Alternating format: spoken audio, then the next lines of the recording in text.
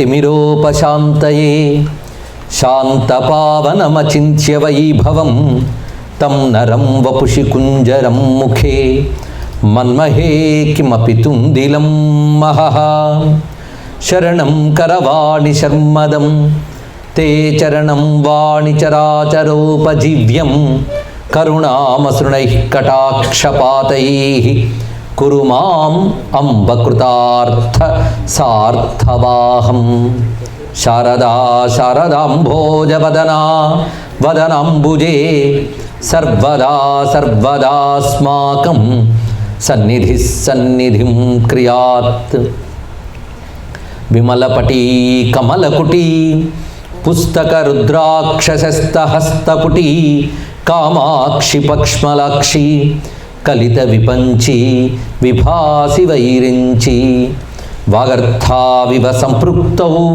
వాగర్థ ప్రతిపత్తయే జగతః పితరౌ వందే పార్వతీ పరమేశ్వరౌ గురవే సర్వలోకానాం భిషజే భవరోగిణాం నిధయే సర్వవిద్యానాం దక్షిణామూర్తయే నమః నారాయణ సమారంభాం వ్యాసశంకర మధ్యమాం అస్మదాచార్య పర్యంతాం వందే గురు పరంపరాం కూజంతం రామ రామేతి మధురం మధురాక్షరం ఆరుహ్య కవితాశాఖాం వందే వాల్మీకి కోకిలం సీతారామ గుణగ్రామ పుణ్యారణ్య విహారిణౌ నమో విశుద్ధ విజ్ఞానౌ కవీశ్వర కపీశ్వరౌ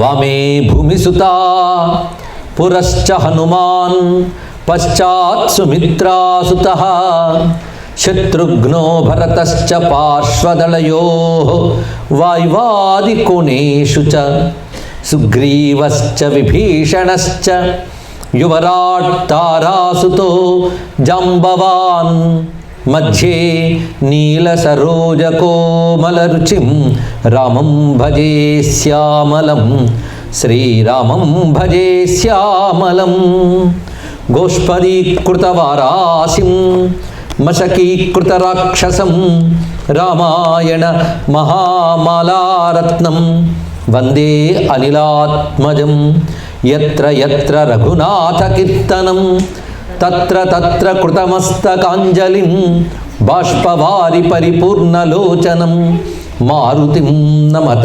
రాక్షసాంతకం రామామృక్కులు నీదు నామమునకున్ రమ్యాంఘ్రి పద్మాలకున్ శ్రీమన్మంజులమైన మేనికి ధనుర్లీలా కళాకేళికిన్ నీ మర్యాదకు ధర్మనిష్టకు రసోద్వేలమ్ము నీ గాధకున్ ప్రేమన్ నీ పరివారమంతటికి శౌరీ రామచంద్ర ప్రభు శౌరీ రామచంద్ర ప్రభు పుట్టెన్ వానరుడవుచు విక్రమ కళాస్ఫూర్తి నృసింహుండుగా నట్టే దానవహంత వేగగతిలో నావైనతేయుండే తా చుట్టెన్ వేదములెల్ల నశ్వముఖుడై శోకాబ్ధిలో నుండి పై పెట్టెన్ భూసుత నిట్టె క్రోడముగా ఆభీలోగ్ర పంచాస్యుడై మెట్టెన్నాయద నిదుదూత ఇదే స్వామి రామచంద్ర ప్రభు స్వామి రామచంద్ర ప్రభు శివాయ గురవే నమః శివాయ గురవే నమః శివాయ గురవే నమః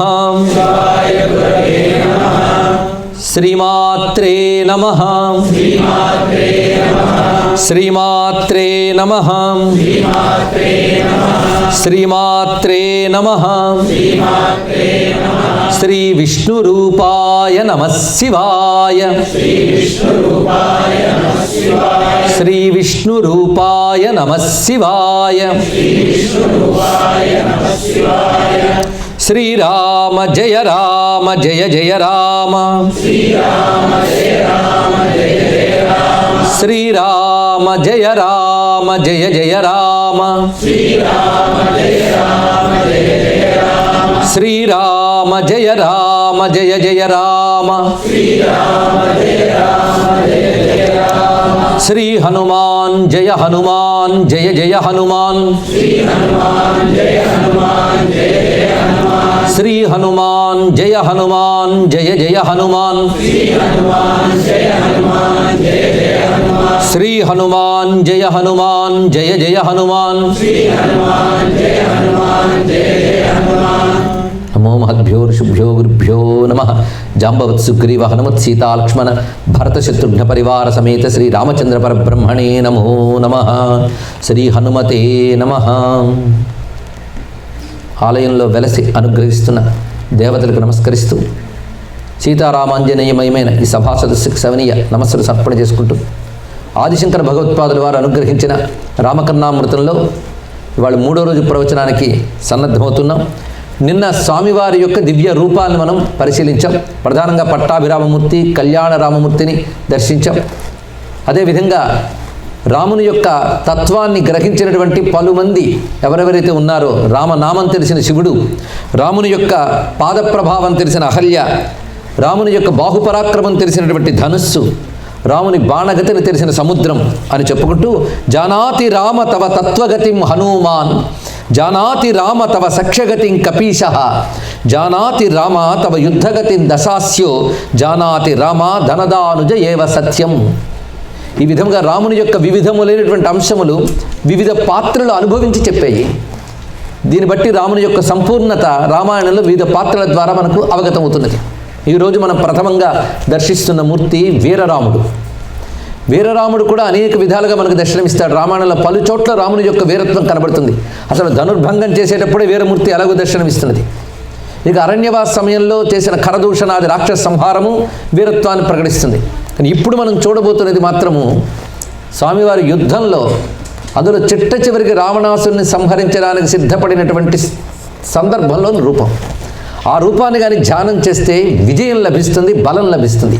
పుష్టిని విజయాన్ని ఇచ్చేటువంటి వీరరామమూర్తులు చాలా ఉన్నాయి. ఇది ప్రధానంగా చెప్పబడుతున్నది. ఇది వర్ణించేటప్పుడు పద్య రచన కూడా ఒక శైలి గంభీరంగా తీసుకొచ్చారు శంకర భగవత్పాదుల వారు. కవిత్వాన్ని ఎలా నడపాలో మహానుభావు తెలుసు. తత్వం చెప్పాలన్నా కవిత్వం చెప్పాలన్నా శంకరుడు తర్వాత ఎవరైనా ఇది తెలుసుకోవాలి.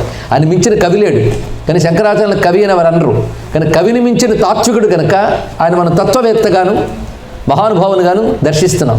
కానీ తత్వం లేని కవిత్వం, కవిత్వం లేని తత్వం ఉండదు. శంకరుల కవిత్వం ఒక అద్భుతం. కాళిదాసాదులకి ఏమి తీసిపోడు ఆయన, ఇంకా కొంచెం పైనే ఉంటుంది ఆయన కవిత్వం. ఆ కవిత్వానికి సాక్ష్యంగా మన కనకధారా స్తోత్రం, సౌందర్యలహరి, శివానందలహరి కనబడుతున్నాయి. ఇప్పుడు రామకర్ణామృతం కూడా అలాంటి కవిత్వమే. భావానుగుణంగా రచన చేస్తున్నారు. దివ్య స్యందన మధ్యగం రణరణచాపాన్వితం భీషణం కాలాగ్ని ప్రతిమాన బాణకలితం ఘోరాస్త్రతూణీద్వయం సుగ్రీవాంగద రావణానుజమరుత్పుత్రాది సంసేవితం రామం రాక్షసవీరకోటి హరణం రక్తాంబుజాక్షం భజే. రాక్షస వీర కోటి హరణం. ఇక్కడ కోటి అంటే సమూహం. రాక్షస వీరుల సమూహాన్ని సంహరిస్తున్నటువంటి రామునికి నమస్కారము. ఈ రాముడు ఎక్కడున్నాడు? దివ్య స్యందన మధ్యగం, దివ్యమైన రథముపై ఉన్నట్ట. రథాల్లో కూడా భౌమము దివ్యము అని రెండు ఉంటాయి. భౌమము అంటే భూమి మీద తయారు చేసే రథాలన్నీ భౌమములు. దివ్యములు అంటే దివ్య లోకాలకు సంబంధించిన రథం. ఆ రథం మీద రాముడు ఉన్నాడు. నిజానికి రాముడు యుద్ధమంతా నిలబడే చేశాడు. కొన్ని సందర్భాల్లో హనుమంతుని భుజంపై కూర్చొని యుద్ధం చేశాడు ఆయన. అంతేగాని రథం ఎక్కిన సందర్భం ఎక్కడా లేదు. ఖరదూషణాదులు సంహారం చేసినప్పుడు కూడా పదాతిన నిలబడే చేశాడు మొత్తం. చిట్ట చివరికి రావణ వధ ఇంకా జరగబోతున్నది అనగా ఇంద్రుడు రథాన్ని పంపించాడు రాముని వద్దకు. మాతలి ఆ రథ సారథి ఆ దివ్య రథాన్ని పట్టుకొచ్చి దేవతల క్షేమం కోసమై నువ్వు అవతరించి యుద్ధం చేస్తున్నావు కనుక ఈ సందర్భంలో నువ్వు ఈ రథాన్ని ఎక్కవయ్యా. ఎందుకంటే నీకు ప్రత్యర్థి గొప్ప రథాన్ని ఎక్కినప్పుడు నువ్వు కూడా గొప్ప రథాన్ని ఎక్కాలి. నువ్వు మా తరపున యుద్ధం చేస్తున్నావు కనుక దేవతల తరపున రాముడు, అసురుల తరపున రావణుడు అనే భావం తెలియడం కోసం దేవేంద్రుడు సాక్షాత్తుగా మాతలిని సారథిగా ఇచ్చి పంపించిన రథం. అప్పుడు ఆ రథాన్ని ఎక్కుతాడు రామచంద్రమూర్తి. ఆ రథంపై ఉండగా తర్వాత చేసిన పని రావణ సంహారం. సరిగ్గా రావణ సంహారానికి ముందే వచ్చింది రథం. ఇప్పుడు ఆ రావణ సంహార సమయంలో రావణుని చుట్టూ ఉన్న అసురుణ్ణి, తర్వాత రావణుణ్ణి కూడా సంహరించాడు రామచంద్రమూర్తి. ఆ సంహారమూర్తిని ఇందులో దర్శిస్తున్నారు. అందుకే ప్రారంభంలోనే దివ్య స్యందన మధ్యగం, రథం మీదున్న రాముడు అనగానే మన మనస్సులో అప్పుడే చిత్రీకరింపబడాలి లేదా ధ్యానింపబడాలి. రణరణచ్చాపాన్వితం భీషణం. రణత్ అని 2 పదములు వేశారు ఇక్కడ. రణం అంటే యుద్ధం, రణత్ అంటే ధ్వనించుచున్నా అని అర్థం. రణత్ కింకినిమే కళ చదువుతున్నాం కదా, రణత్ అంటే ధ్వనిస్తున్నా అని అర్థం. రణరణచ్చాపాన్వితం అంటే యుద్ధములో ధ్వనిస్తున్న చాపము. ధ్వనిస్తున్న చాపం అంటే వింటి నారి సవ్వడి, బాణములు దూసుకుపోతున్న ధ్వని. ఇలాంటి ధ్వనులతో కోదండం పట్టుకున్నాడు స్వామి. ఆ కోదండం పట్టుకున్నప్పుడు అంత ప్రసన్నరాముడు కూడా ప్రతాపరాముడుగా కనబడుతున్నాడు. భీషణం కాలాగ్ని ప్రతిమాన బాణకలితం. ఆ ధనుస్సుకు ఎక్కుపెట్టినది కాలాగ్ని వలె జ్వాలలు వెదజల్లుతున్నటువంటి బాణాన్ని ఎక్కుపెట్టాడు. ఇక భుజాల వద్ద ఘోరాస్త్రతూణీద్వయం, అద్భుతమైన అస్త్రములు పూంచినటువంటి 2 అమ్ముల పొదులు, ఈ భుజానికి ఒకటి ఆ భుజానికి ఒకటి అలా ఉన్నాయి. ఈ 2 అమ్ముల పొదులతో చూడండి బొమ్మను ఎలా చూపిస్తున్నాడో మనకి ఇక్కడ శంకర భగవత్పాదుల వారు. ఇది నిజానికి చిత్రించడం కాదు, దర్శించడం. ఆయనకు దర్శించడం, మనకు ధ్యానించడం. ఊహించడం అని అనకండి, ధ్యానించడం అందాం. భగవంతుడి గురించి చేసే ఊహని ధ్యానం అంటారు. లోకంలో మిగిలిన వాటి గురించి చేసేవి ఊహలు అంటారు. ఎందుకంటే భగవంతుడు సత్యవస్తువు, సత్యవస్తువు గురించి ఊహించినా ధ్యానమే. ఇది గ్రహించవలసింది. అందుకు ఒక్కొక్క శ్లోకాన్ని పట్టుకున్నప్పుడు ఆ మూర్తి మనల్ని స్ఫురిస్తే చెప్తూ నేను వింటూ మీరు ఆ ధ్యాన ఫలాన్ని ఇక్కడే పొందవచ్చు. కాలాగ్ని ప్రతిమాన బాణ కలితం ఘోరాస్త్రతూణి ద్వయం సుగ్రీవ అంగద రావణానుజ మరుత్పుత్రాది సంసేవితం. ఆ సమయంలో ఆ రథం చుట్టూ ఉన్నటువంటి వారు ఎవరయ్యా అంటే సుగ్రీవుడు, అంగదుడు, విభీషణుడు, హనుమంతుడు మొదలైన వానర వీరులు రామచంద్రమూర్తి యొక్క అద్భుతమైన ఆ మూర్తిని చూసి నమస్కరిస్తున్నారు. వారి నడుమ రథంపై ఉంటూ యుద్ధం చేస్తున్నటువంటి రామం రాక్షస వీర కోటి హరణం రక్తాంబుజాక్షం భజే. విశాలమైన ఎర్రని నేత్రములట, తెల్లని నేత్రాల్లో కోపంతో కూడిన ఎర్రని జీరలు వచ్చాయి. అలా ప్రకాశిస్తున్నటువంటి రాముణ్ణి మనం భావిస్తే నమస్తే రుద్రమన్యవ ఉతోత ఇషవే నమః అని రుద్రంలో వర్ణించినటువంటి ఆ రుద్రస్వరూపమే స్ఫురణకు వస్తుంది. అప్పుడు ఇవాళ ప్రారంభమే రాముడు శివరాముడి దర్శనమిస్తున్నాడు. చూద్దాం, ఇందులో ఒక అద్భుతమైన తత్వం ఉన్నది. అటువంటి రామమూర్తి యొక్క ప్రతాపమూర్తిని ఇక్కడ ప్రస్తావన చేశారు. ఇలాంటి ప్రతాపమూర్తులు ఇంకా ఇంకా తర్వాత చూద్దాం. ఎందుకంటే మనకు ఇవాళ ఒక్కరోజు విజయం కాదు కదా, ఎప్పుడూ కావాలి. కనుక విజయము రక్ష ఈ 2 కూడా దీనిలో లభిస్తాయి మనకి. రక్ష, విజయము, అభయము ఇవ్వగలిగే మూర్తి వీరమూర్తి. ఇప్పుడు ఒక అద్భుతమైన మరొక శ్లోకంలోకి మనం వెళుతూ ఉన్నాం. ఇది రామునిలో నవరసాలు, ఈ విశేషం. ఇది నవరస వర్ణన చేసే ముందు కొన్ని వీరమూర్తులను కూడా దర్శించి వద్దాం. సరిగ్గా ఇలాంటి భావాలు ఎక్కడెక్కడ ఆశ్వాసాల్లో చెప్పారో అవన్నీ ఒక దగ్గర తెచ్చుకొస్తున్నాం మనం. కర్ణాంత విశ్రాంత ధనుర్గుణాంక కలంబ లక్షీకృత రక్షసేశ్వరం వృద్ధస్రవస్యందన మధ్య సంస్థం రుక్షేక్షణం రామమహం నమామి.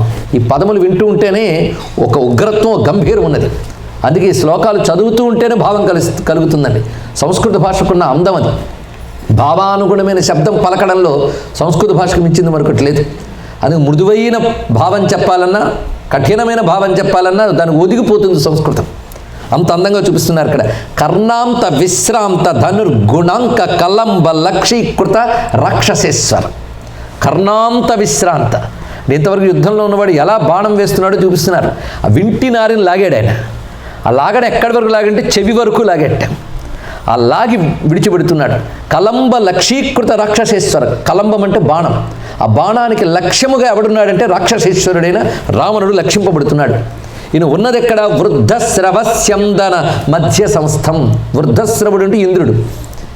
ఇంద్రుని యొక్క రథంపై ఉన్నాడు. ఇక్కడ వృద్ధస్రవుడు అంటే ముసలివాడని అర్థం ఏదో వృద్ధ శబ్దం వినబడింది కదా అలా చెప్పద్దు. ఇక్కడ వృద్ధ అంటే పెద్ద అని అర్థం తెలుగులో. అందుకని ముసలితనం అని కాదు ఇక్కడ. నమో వృద్ధాయ సంవృద్ధనేచ రుద్రంలో ఉన్నది మనకి. వృద్ధశ్రవుడు అంటే పెద్దగా కీర్తి కలిగిన వాడు అని అర్థం. ఇక్కడ ఇంద్రునికి ఆ పేరున్నది. అందుకు వృద్ధశ్రవుని యొక్క స్యందనం అంటే రథం. అంటే ఇంద్రుని రథంపై ఉన్నటువంటి రుక్షక్షణం, కోపారుణ నేత్రాలతో ఉన్నటువంటి రామచంద్రమూర్తికి నమస్కారము అని భావన చేస్తున్నారు ఇక్కడ. అలాంటి స్వరూపాన్ని మరొక శ్లోకంలో చూపిస్తున్నారు. అంటే వివిధ సందర్భాల్లో ఆయన వర్ణించారు, కానీ మనం ఒక చోటకు వీరరాముడిని తెస్తున్నాం ఇవాళ. ఆకర్ణమారూఢ ధనుర్గుణాఢ్యం బ్రహ్మాస్త్ర ఖండీకృత రాక్షసేంద్రం. ఇందులో క్రమం కనబడుతుంది చూడండి. ఇక్కడ రథాతిరూఢం రణరంగధీరం రమం భజే రక్తసరోరుహక్షం. మాట మాటకు కన్నుల్ని వర్ణిస్తున్నాడు, ఆ కోపారుణ నేత్రాల్ని. ఇక్కడ వర్ణిస్తున్నది ఏంటంటే ఆకర్ణం ఆరూఢ ధనుర్గుణాఢ్యం, అంటే చెవులు వరకు లాగినటువంటి ధనుస్సుతో బ్రహ్మాస్త్ర ఖండీకృత రాక్షసేంద్రం. చెప్పిందే చెప్పినట్టు లేదండి, ఇందులో క్రమం ఉంది. రథం ఎక్కాడు, చుట్టూ ఉన్న రాక్షసులను సంహరించాడని మొదటి శ్లోకంలో చెప్పుకున్నాం. రెండవ శ్లోకంలో రావణుడిపై గురిపెట్టిన ధనుస్సు కలవాడని రెండవ శ్లోకంలో చెప్పారు. మూడవ శ్లోకంలో ఏం చెప్తున్నారంటే రావణుని బ్రహ్మాస్త్రంతో సంహరిస్తున్న రాముడు అన్నారు. క్రమం మొత్తానికి యుద్ధకాండలో చివరి ఘట్టం అంతా 3 శ్లోకాలు చూపించారు. ఇక్కడ బ్రహ్మాస్త్రాన్ని సంధించాడు. ఇక్కడ ఇది తెలుసుకోవాల్సింది. అంతేగాని రావణుడు కడుపులో ఇది అమృత భాండం ఉంది కొట్టు అని విభీషణుడు చెప్పాడని ఇంటి గుట్టు లంకకు చేయడని సామెత తయారు చేసి మనం లేనిపోని గడబడి చేసాం. కానీ రామాయణంలో ఎక్కడా అలాంటివి లేవండి. పక్కవాడి సహాయం తీసుకోవాల్సిన అవసరం రాముడికి లేదు. రామచంద్రమూర్తి అప్పటికే 3 మార్లు దెబ్బ కొట్టాడని చెప్పుకున్నాను నిన్న రావణాసురుని. ఆ వెళ్ళిన వాడు మూర్ఛపోయాడు. మూర్ఛపోయినప్పుడు సారథి తీసుకెళ్ళిపోయాడు వెనక్కి. అక్కడికి మెలకు వచ్చింది, ఏమిటి నన్ను వెనక్కి తీసుకొచ్చావు, మరి తమరు పడిపోతే ఏం చేయాలో తెలియలేదండి, ఇక్కడ తెచ్చానన్నాడు సారథి. సరే ఉద్ధరించేవాళ్ళు పదన్నాడు ఆయన. ఆ వచ్చేటప్పటికి రామచంద్రమూర్తి అగస్త్య మహర్షి ద్వారా ఆదిత్య హృదయాన్ని స్వీకరించి అప్పుడు రథాన్ని ఎక్కాడు. ఆ ఎక్కినుడు మాటలు చెప్తాడు, స్వామి ఇంక ఉపేక్ష చెయ్యకు, ఇతన్ని సంహరించు, బ్రహ్మాస్త్రాన్ని సంధించు అని. అప్పుడు రామచంద్రమూర్తి బ్రహ్మాస్త్రాన్ని సంధించి రావణ సంహారం చేశాడు. బ్రహ్మాస్త్రం ఒక మంత్రం, అది తెలుసుకోవాల్సింది. అస్త్రము శస్త్రం అని 2 ఉంటాయి.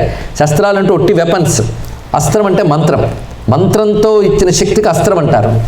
ద్వాపర యుగాంతం వరకు అస్త్ర విద్యలు ఉండేవి, తర్వాత అంతరించిపోయాయని మనకు చరిత్ర చెప్తున్నటువంటి అంశం. ఆఖరికి కూడా ఆయుధాలు మిగిలే, అస్త్ర విద్య పోయింది. ఇక్కడ బ్రహ్మాస్త్రాన్ని ప్రయోగిస్తున్న రాముడు. అంటే ఇప్పుడు రాముడిని మనం ధ్యానిస్తున్నప్పుడు ఆ వీరమూర్తిని దర్శిస్తున్నాం, బ్రహ్మాస్త్రంతో ఉన్న రాముడిని చూస్తున్నాం. కనుక ధ్యానించే వారికి బ్రహ్మాస్త్ర రక్షణ కూడా లభిస్తుంది. అది దీని యొక్క విశేషమైన అంశం ఇక్కడ. అయితే ధనుస్సు పట్టుకున్న రాముడు ఇవాళ మనకు వచ్చాడు. నిన్న మొన్న అంత ధనుస్సు పట్టుకున్న రాముడు రాలేదు. అంటే ఇవాళ కోదండ రాముడు మనకు వచ్చాడు. ఈ కోదండ రామతత్వం ఆవిష్కరింపబడుతున్నది. కనుక మనం ఇప్పుడు విజయ వీర రాముడిని చూసాం. ఈయన విజయరాముడు, ఈయన వీరరాముడు. ఈ వీరరామ విజయరామ ధ్యానం వల్ల మనకి రక్షణ, క్షేమము, అభయము, విజయము లభిస్తున్నాయి. అటువంటి వీరమూర్తికి నమస్కరిస్తూ రామునిలో నవరసాలు ఒక పద్యంలో చెప్తున్నారు. ఇక్కడ నవరసాల్ని ఒక్క పద్యంలో చూపించడం, అది భగవత్ స్వరూపంగా దర్శించడం శంకరుడు సౌందర్య లహరిలో అమ్మవారి నేత్రవర్ణంలో చేశారు. శివే శృంగారాద్ర తదితర జనే కుత్సనపరా అని కీర్తనలు. అది ప్రస్తుతానికి సౌందర్యలహరి మంది కాదు. ఇప్పుడు రాముడు గురించి సౌందర్యాన్ని చూపిస్తున్నారు. ఇక్కడ నవరసాలు భగవత్ స్వరూపంగా చూడడం, ఇది తెలుసుకోవాలి. ఇక్కడ కళ అన్నాక నవరసాలు ఉంటాయి, నవరసాలు లేకపోతే నీరసంగా ఉంటుంది, అంతే కదా. కానీ ఏ కళకైనా నవరసాలు ఉంటాయి. ఈ నవరసాలు అనే కాన్సెప్ట్ భారతీయ సంస్కృతిలో ఉంది మనకి. అసలు నిజానికి భరతుడు నాట్యశాస్త్రంలో రసాల గురించి చెప్పాడు, అక్కడి నుంచి వచ్చింది. రసం అంటే ఏమిటో కాదు, ఒక కళా ప్రక్రియని మనం ఆస్వాదిస్తూ ఉన్నప్పుడు కలిగే ఆనందానుభూతికి రసం అని పేరు. కళని ఆస్వాదిస్తూ మనం మైమరచిపోతాం, ఆ అనుభూతి పేరు రసం. ఇది కళ ద్వారా పొందే రసం ఒకటి, యోగము ద్వారా పొందే రసం ఒకటి ఉంది. ఆ రసాన్ని ఛాందోగ్యోపనిషత్తు రసో వై సహ రసగ్రి ఏవాయం లబ్ధ్వా ఆనందీ భవతి అని చెప్పింది. అంటే పరమాత్మను కూడా రసము అని వర్ణించింది. మనం లోకంలో శృంగారము, శాంతము, బీభత్సము, భయానకము, హాస్యము, నవరసాలు ఎలాగో చెప్తున్న నాట్యాదుల్లో ఈ రసములు కళల వల్ల వచ్చేది, ఆ రసము యోగము వల్ల వచ్చేది. ఈ రసాలకి రసభంగం తప్పదు. కానీ ఆ రసం లభించిందా, అదే నిజమైన రసం, అదే సరసం, అదే సారం అన్నారు ఇక్కడ. అది లభించితేనే అసలైన ఆనందం, అది రాసం. ఆ రసస్వరూపుడే రాముడు. అందుకు రాముడు ఎవరయ్యా అంటే పిబరే రామ రసం, రసని పిబరే రామరసం అన్నారు సదాశివ బ్రహ్మేంద్ర స్వామి వారు, మహానుభావుడు. ఆయన స్వయంగా యతీశ్వరుడు. యతీశ్వరుడైన ఆయన పరమాత్మానుభూతితో దివ్యమైన సంస్కృత కీర్తనలు రచించారు. చాలామందికి తెలుసు ఆయనవి. మానస సంచరరే బ్రహ్మణి, స్మరవారం వారం చేతః స్మరణంద కుమారం. అదేవిధంగా కృష్ణునిపైనే రాముడిపైన కూడా ఆయన రచించాడు. చేతః శ్రీరామం చింతయ జీమూత శ్యామం అనే కీర్తన. అలాగే పిబరే రామరసం, అత్యద్భుతమైనటువంటి కీర్తన ఇది. రసనే పిబరే రామరసం, రామరసాన్ని ఆస్వాదించు అన్నాడు. రసం అంటే ఆనందం అని ఇందాకే చెప్పుకున్న ఆనందానుభూతియే రసం. అయితే రామరసం అంటే బ్రహ్మానందానుభవం. మరి కళల్లో కూడా మనకు రసాలు కావాలి కదా. ఏకంగా బ్రహ్మానందం అందడం అంత తేలిక కాదు. కనీసం కళల్లో ఉన్న రసాన్నైనా ఆస్వాదిద్దామంటే ఆ కళలు రామమయం చేసుకోండి, అయిపోయింది. ఆ రాముణ్ణి మన కళల్లో చూసామనుకోండి, ఈ కళల్లో పొందిన రసంతో బ్రహ్మానందాన్ని కూడా పొందవచ్చు. అది భారతీయుల యొక్క అద్భుతమైనటువంటి కళాశక్తి. అది ఇతర కళలు కేవలం ఎంటర్టైన్మెంటు, ప్రొవోకేషన్ కలిగిస్తూ ఉంటే, భారతీయ కళలు ఎన్లైటన్మెంట్ కలిగిస్తూ మనల్ని ఉన్నత స్థితికి తీసుకెళ్తున్నాయి. అందుకే భారతీయ కళల్లో ఉన్న విశేషం ఏంటంటే, వాడు పాడితే రాముడు, మాట్లాడితే రాముడు, కవిత్వం రాముడు కృష్ణుడు, నాట్యం రాముడు కృష్ణుడు శివుడు, సంగీతం కూడా రాముడు కృష్ణుడు శివుడు. మరి వాట్సేగా ప్రపంచం మొత్తం మీద కళల్లో భగవంతుణ్ణి కలిపి, మిగిలిన చోట్ల అంటుంటారు మ్యూజిక్ ఈజ్ డివైన్ అని, కానీ భారతదేశంలో డివైన్ మ్యూజిక్ ఉంది. ఇది తెలుసుకోవాల్సింది. ఇక్కడ దివ్యమైనటువంటి కళలు ఇక్కడ ఉన్నాయి. అందుకు కళల్లో భగవంతుని పెడితే ఆ కళ పతనం చేయదండి. ఇది తెలుసుకోవాల్సింది ఇక్కడ. అది విశేషం. అందుకు భారతీయ కళల్లో నవరసాలు ఉన్నాయి. నవరసాలు అంటే మన బ్రతుకులో ఉన్నాయి నవరసాలు. నవరసాలు ఎక్కడున్నాయంటే అలంకార శాస్త్రంలో అనకండి, మన బ్రతుకులో ఉంది. మన నవ్వితే హాస్యరసం, ఏడిస్తే కరుణ రసం, భయపడితే భయానకం, బీభత్సము, ఇవన్నీ మనవే. అద్భుతం, ఇవి మనం పొందే అనుభూతులు. దాని కళాస్థాయిలో చూపించినప్పుడు ఒక రమ్యంగా కనిపిస్తుంది, అంతే. ఇక్కడ ఇప్పుడు రాముల్లో నవరసాలు ఎక్కడెక్కడ కనబడుతున్నాయి. వాల్మీకి రామాయణం చెప్తూ నవరసాత్మకం రామాయణం అన్నాడు మొదట్లోనే. అందుకే రామాయణం ఇప్పటికీ నిలిచిపోయింది ఏమిటంటే నవరసాలు పుష్టిగా ఉన్నాయి దాంట్లో. అయితే పర్యవసాయి రసం అని ఒకటి ఉంటుందండి. అంటే అన్ని రసాలు చెప్పిన ప్రధాన రసం ఏమిటి అని ఒకటి ఉంటుంది. ఈ ప్రధాన రసం ఏమిటయ్యా రామాయణంలో అంటే, కొందరు కరుణ రసం ప్రధానం అన్నారు. ఎందుకంటే వీరరసం ఉంది, హాస్యరసం ఉంది, శృంగారం ఉంది, అన్నీ ఉన్నాయి రామాయణంలో. ప్రధాన రసం ఏంటంటే కొందరు కరుణ రసం అన్నారు. కానీ బాగా ఆలోచిస్తే ప్రధాన రసం, దానివల్ల తీవ్రకి పర్యవసాయి రసం అంటారు. అంటే అల్టిమేట్గా ఏ రసంలోకి మనం వెళ్తామో ఆ రసం ఏమిటాయి అంటే శాంతరసం. ఇది తెలుసుకోవాలి ఇక్కడ. శాంతం, పర్యవసాయి. అయితే చిత్రం ఏంటంటే, మహానుభావుడు భరతుడు నాట్యశాస్త్రంలో 8 రసాలే చెప్పాడండి. శాంతాన్ని రసంగా చెప్పలేదు ఆయన. ఎందుకంటే కళల్లో దొరికేది 8, యోగముతో దొరికేది 9. అది శాంతరసం. అందుకే ఆయన నవరసాలు అని మనం అంటున్నాం, కానీ 8 చెప్పాడు భరతాచార్యులు వారు. ఈ శాంతం అనేది యోగంతో దొరుకుతుంది, కానీ కళతో దొరకదు. ఇది తెలుసుకోవాల్సింది. అలాంటి శాంతరసం ఎక్కడ ఆధ్యాత్మిక భావం ఉంటుందో అక్కడ లభిస్తుంది. కనుక ఆధ్యాత్మిక స్వరూపమైనటువంటి పరబ్రహ్మ అయిన రాముడు ఉన్నటువంటి రామాయణంలో రామతత్వం ప్రధానంగా కనిపిస్తుంది కనుక శాంతరస పర్యవస్థాయి అన్నారు ఇక్కడ. అందుకే మన కావ్యములు, ఋషులు ఇచ్చిన కావ్యములు అన్ని రసాలు చెప్పినా చివరికి మనం శాంతం చేసి పంపిస్తుంది. ఇది తెలుసుకోవాల్సింది ఇక్కడ. ఆ శాంతరసం కనిపిస్తున్నది. ఆ శాంతం అందుకోవాలి. శాంతం అంటే వాడు కోపంగా ఉంటే కొంచెం కోపం తగ్గించుకున్నాయన అనే శాంతం కాదండి. అసలు శాంతం ఏమిటి అంటే ఉపశమోయం ఆత్మ అన్నారు ఇక్కడ. ప్రపంచోపశమం శాంతం ఉపనిషత్తు వాడింది ఇక్కడ. పరబ్రహ్మానుభవం లభిస్తే అన్ని అల్లకల్లాలు శమించిపోతాయి కనుక పరబ్రహ్మకే శాంతం అని పేరు. పరబ్రహ్మానుభవం శాంతం. అందుకే లౌకికమైన కళల్లో అది లభించదు గనక 8 చెప్పాడు మహానుభావుడు భరతుడు. కానీ పరబ్రహ్మనే పాత్రగా పెట్టినట్లయితే ఆ రసం కూడా మనకు లభిస్తుంది చివరికి. అందుకే ఆ శాంతమే భగవత్ స్వరూపం కనుక శాంతాకారం భుజగశయనం అంటున్నాం. శాంతం పద్మాసనస్థం అని చదువుతున్నాం. ఎందుకు చదివాం మనకు తెలియదు. అందుకే మోక్షము గలదా భువిలో అని చెప్పిన త్యాగరాజస్వామి వారే శాంతము లేక సౌఖ్యము లేదు సారసదళనయన దాంతునికైన వేదాంతునికైనా అని చెప్పాడు ఇక్కడ. ఆ శాంతమే రామచంద్రమూర్తి. ఇది తెలుసుకోవాల్సినది. ఆ శాంతమూర్తి అయిన రాముడు నవరసాలు ఎలా చూపించాడో చూడండి. ఒక్కొక్క చోట ఒక్కొక్కరి పట్ల ఒక్కొక్క రసం చూపించేట. శృంగారం క్షితి నందిని విహరణి వీరం ధనుర్భంజని కారుణ్యం బలిభోజని అద్భుత రసం సింధౌ గిరిస్థాపని హాస్యం సుర్పణఖాముఖే భయవహే బీభత్సమన్యాముఖే రౌద్రం రావణమర్దని మునిజనే శాంతం వపు పాతునః. ఒక్క శ్లోకంలో రాముల్లో నవరసాలు కనబడుతున్నాయి ఇక్కడ. ఒక్కొక్కరి పట్ల ఒక్కొక్క రసం చూపిస్తామని. అందరి పట్ల ఒక రసమా? మన శత్రువు పట్ల కోపంగా ఉంటాం, మిత్రుల పట్ల కూడా అదే మొహమా? కొందరు అంటారు మొహం అంతేనండి ఇప్పుడు. అలా కాదు, ఒక్కొక్కరి పట్ల ఒక్కొక్క భావం ఉంటుంది కనుక ఏ రసం ఎవరి పట్ల చూపించాడో పట్టుకోగలిగితే ఆయన సర్వరసాలు మనం పట్టుకోవచ్చు ఇక్కడ. శృంగారం క్షితినందిని విహరణి, సీతమ్మతో విహరిస్తున్నటువంటి సందర్భాల్లో స్వామి చూపించిన రసం శృంగార రసము. శృంగారము ఈ రసానికి స్థాయి భావం. ప్రతి రసానికి స్థాయి భావం చెప్పాడు భరతుడు నాట్యాచార్య నాట్యశాస్త్రంలో. శృంగారానికి స్థాయి భావం రతి. రతి అంటే మక్కువ అని అర్థం. ఒక ఆసక్తిని చూపిస్తున్న భావాన్ని చూపిస్తే శృంగారం అంటారు. ఇవి ఆవభావాల్లో ప్రకటించాలి. కానీ శృంగారము రతి అనే శబ్దాలు లోకంలో చాలా నీచమైన అర్థంలో వాడబడుతున్నాయి. అందుకు ఆ భాషను వదిలేయండి. ఇది శాస్త్రార్థంలో గ్రహించాలి. అందుకు అద్భుతమైన మక్కువని చూపించే రసానికి శృంగార రసం అని పేరు. అదే శృంగారం క్షితినందిని విహరణి. సీతమ్మతో రామచంద్రమూర్తి విహరిస్తున్నటువంటి సన్నివేశాలు అరణ్యకాండలో, అయోధ్యకాండలో, కిష్కింధకాండలో చక్కగా ఉంటాయి. కిష్కింధకాండలో భావనాత్మకంగా ఉంటుంది, అక్కడ సీతమ్మ లేదు. అక్కడ వియోగ రూప శృంగారాన్ని చూపిస్తాడు కిష్కింధకాండలో. సంయోగ రూప శృంగార రసం మనకు అరణ్యకాండలో, అయోధ్యకాండ చివరిలో, యుద్ధకాండం యొక్క చివరిలో కూడా కనబడుతుంది. ఇక్కడ ఈ విధంగా శృంగారం క్షితినందిని విహరణి వీరం ధనుర్భంజని. ఆయన వీరరసం ఎక్కడ కనబడుతుందయ్యా అంటే ధనుర్భంజనంలో కనబడుతుంది. ఎందుకు ధనుర్భంజనాన్ని చెప్పారు అంటే అందరినీ మించిపోయి వీరత్వం చూపించిన ఘట్టం కావాలి అక్కడ.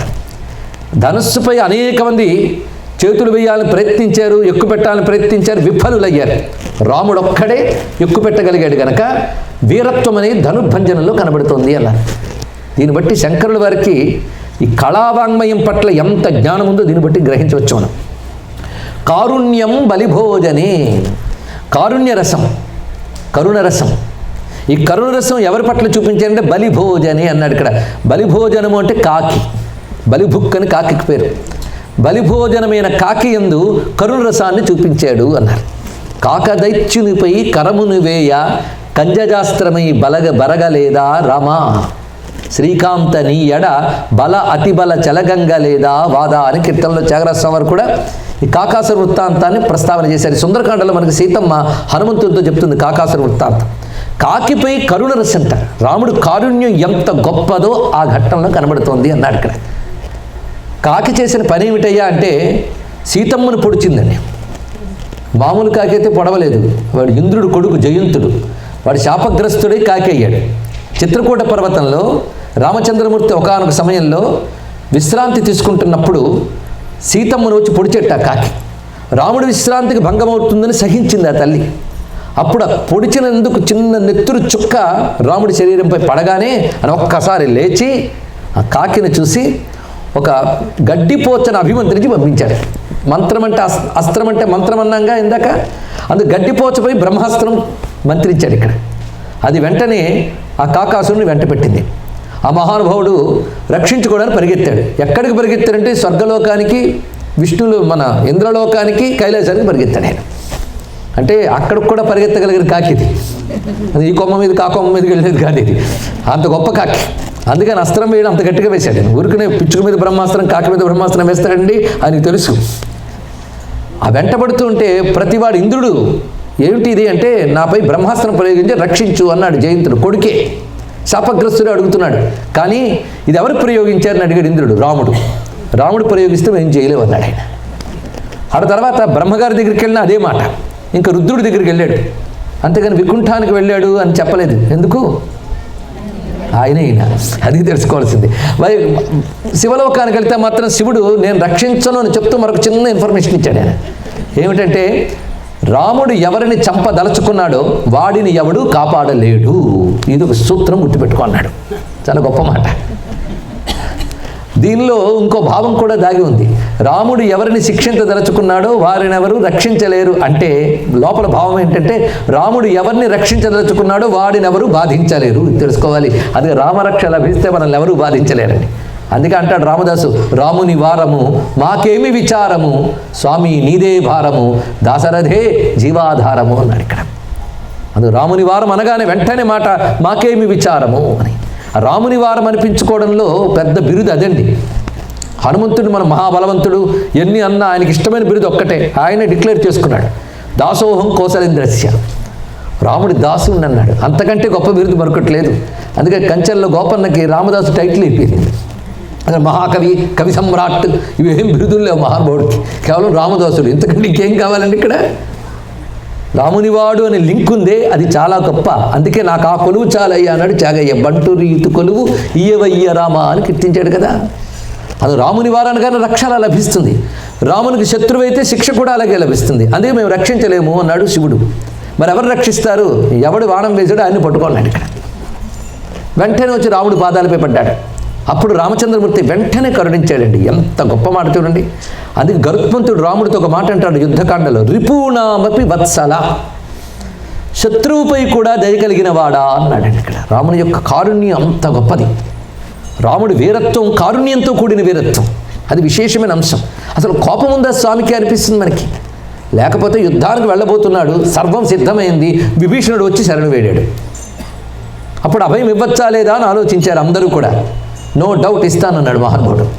అయ్యో శత్రువు సోదరుడయ్యా, యుద్ధానికి ముందు వచ్చారంటే శత్రువు సోదరుడే కాదు, శత్రువు వచ్చి అడిగినా అభయం ఇస్తానన్నాడు. ఇంతకంటే కారుణ్యం ఇంకేం కావాలండి? ఎంత వచ్చి పాదాల మీద పడ్డా ఎంతవరకు చేసిన దానికి ఒకటైనా కొడతానంటాం మనం. కానీ రాముడు అలా కదట, ఒక్కసారి పాదాల మీద పడితే అంతవరకు చేసింది వదిలేస్తాటండి. ఎంత గొప్ప విషయం! అది ఈశ్వర గుణము, ఇది మానవులకు ఉండదు. అదే రాముడు నారాయణుడు అని మనం పట్టి ఇచ్చేటువంటి గొప్ప గుణం. అందుకే రిపూణామపి వత్సల అన్నాడు మహానుభావుడు గరుత్మంతుడు. శత్రువులపై కూడా వాత్సల్యం కలిగిన వాడా అని.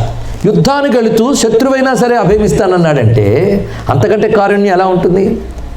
సీతమ్మ అందుకే చెప్పింది, రాముడు దయామేయుడు, బుద్ధి తెచ్చుకుని నన్ను అప్పగించు, క్షమించి వదిలేస్తాడు. వెళ్ళలేదు అనుకో నాశనం అయిపోతే జాగ్రత్త అండి. మరి అటువంటిప్పుడు కాకి వచ్చి పాదం మీద పడగానే వెంటనే కరుణించి రక్షించాడు ఆయన. రక్షించడమే కాదు, ప్రయోగించిన బాణాన్ని వెనక్కి తీయలేను కదా నేను, నాకు అదొక వ్రతం, నా బాణం వేస్టే వెనక్కి రాకూడదు, ప్రయోగించాను, ఏం చేయాలి అన్నాడు. అంటే దానికి నా కన్ను ఇచ్చేస్తానన్నాడు ఆ మహానుభావుడు. అప్పుడు ఒక కన్ను పోయింది, కానీ ప్రాణం దక్కింది. ఆ తర్వాత మహర్షి అయిపోయాడండి. సామాన్యం కాదు, రాముని అనుగ్రహం పొంది మహర్షి అయిపోయి, ఇది తర్వాత కథ రామాయణంలో ఇక్కడి వరకు మనకు కనబడుతుంది, పురాణాల్లో ఇంకా తర్వాత కథ కనబడుతుంది. అతడు మహర్షి అయి హిమోత్పర్వత శ్రేణిలో తపస్సును ఆచరించుకుంటున్నాడని పురాణం చెప్తుంది. దాన్ని తులసీదాస్ అద్భుతంగా వర్ణించాడు రామచరితమానస్సులో. అది కాకభుషుండి శిఖరం అని హిమాలయ పర్వతాల్లో ఉన్నది. అక్కడ అతడు రామతపస్సు చేసుకుని తరించాడు, ఇంద్రపుత్రుడు అని చెప్తారు ఇక్కడ. మొత్తానికి అంత ఘోరమైన కృత్యము చేసిన కాకిని కూడా కరుణించావు గనక బలిభోజనే కారుణ్యం, కాకిని అనుగ్రహించినటువంటి ఘట్టములో నీ కారుణ్య రసం కనబడుతుంది. అద్భుత రసం సింధౌ గిరిస్థాపని. అద్భుత రసం ఎక్కడ కనబడుతుందయ్యా అంటే సముద్రముపై సేతువు నిర్మాణం చేయడంలో నీ అద్భుత రసం కనబడుతుంది అన్నాడు ఇక్కడ. అయితే సేతువు ఈయన నిర్మాణం చేశాడండి, వానరులు కదా చేశారు అనుకుంటాం, కానీ ఈయనే జరిగింది. ఇది తెలుసుకోవాలి ఇక్కడ. ఎందుకంటే సముద్రుడు ఈయన పాదం మీద పడ్డాకే సేతువు నిర్మాణానికి కావలసిన అనుకూలత ఏర్పడింది. నిన్ననే చెప్పుకున్నాం కదా సముద్రుని ఎలా లొంగ తీసుకున్నాడు. ఆ తర్వాత వానర వీరులు అందరూ కూడా కేవలం రామనామస్మరణతో శిలలు తీసుకొచ్చి సేతు నిర్మాణం చేశారు. చేస్తున్నది వానరులైనా శక్తి అంతా రాముడిదే. ఇది తెలుసుకోవాల్సింది. ప్రతి కార్యములు మన ఘనకార్యం అనుకుంటాం, కానీ భగవంతుడి అనుగ్రహం లేనిది మన పని ఒక్కటి జరగదు. ఇది తెలుసుకోవాల్సింది. లేకపోతే సముద్రం మీద సేతువు నిర్మాణం ఏంటండి, ఎవరి వెళ్ళైనా అవుతుందా? అదొక అద్భుతం, ఇట్స్ ఎ వండర్. అందుకే అద్భుత రసం సింధౌ గిరిస్థాపని అన్నారు ఇక్కడ. కొండరాళ్లతో సేతువు నిర్మాణం చేయడం సముద్రంపై, అది అద్భుత రసాన్ని చెప్తున్నది. ఇప్పటికి ఎన్ని రసాలు అయ్యాయి మీరే లెక్క పెట్టుకోండి. హాస్యం శూర్పణఖాముఖే, ఒక అద్భుతమైన మాట. హాస్యరసం ఎక్కడ చూపించాడు? శూర్పణఖ దగ్గర. ఎంత అద్భుతమైన మాట అక్కడ. దీన్ని విశ్వనాథ వారు కూడా కల్పవృక్షంలో బాగా పండించారండి. శూర్పణఖ రాముడిని చూసింది, మహా అందగాడు అనే మోహంతో వచ్చింది. ఏదో మొత్తం మీద కామంతోనైనా సరే రాముడిని ఆశ్రయించింది. ఆ పుణ్యం ఊరికే పోలేదండి, తర్వాత జన్మలో కుబ్జాయి కృష్ణుడు అనుగ్రహం పొంది మోక్షం పొందిందని. ఇది వేరే విషయం. కానీ అప్పుడు మాత్రం ఆవిడ ఒక అందమైన స్త్రీ వేషం వేసుకొచ్చింది. తెలిసింది ఒక్క విషయం, రాముడి దగ్గరికి ఇలాంటి వికార రూపంతో వెళ్ళకూడదని అర్థమైంది. సంతోషం. అక్కడ వాల్మీకి చూపిస్తారని హాస్యరసం సుముఖం దుర్ముఖి రామం వృత్త మధ్యం మహోదరి అన్నాడు ఇక్కడ. సుముఖం దుర్ముఖి, మంచి ముఖం కలిగిన రాముని వద్దకు దుర్ముఖి అయిన రాక్షసి వెళ్ళింది. వృత్త మధ్యం మహోదరి, సన్నని నడుము కలిగిన రాముని వద్దకు కుంభోదరి అయినటువంటి ఈమె వెళ్ళింది అన్నాడు ఇక్కడ. ఇలా ప్రతిదీ అలాగే వర్ణిస్తాడు ఇక్కడ. అంత అందమైన వాని వద్దకు వెళ్ళడానికైనా కొంచెం ఆలోచించద్దండి. అందుకు ఉన్న రూపంలో కామరూపం ధరించి ఆమె చక్కగా బయలుదేరి వెళ్ళింది. రాముడు కుటీరం లోపల ఉన్నట్ట సరిగ్గా గుమ్మం మీద నిలబడింది. అది ఎలా నిలబడిందో చూపిస్తారు. హాస్యరసం పుట్టించడం, హాస్యరసం ఇందులో ఉందని చెప్పడం కదా, ఇప్పుడు మనకు అనుభవానికి రావాలిగా. ఆవిడ ఎలా నిలబడిందో రాముడు చూశాట. నిలబడిన తీరులోనే పోల్చి చూశాడు. ఆయన సామాన్యుడు అండి రాముడు, ఆయన ఎవరైనా వంచగలరా?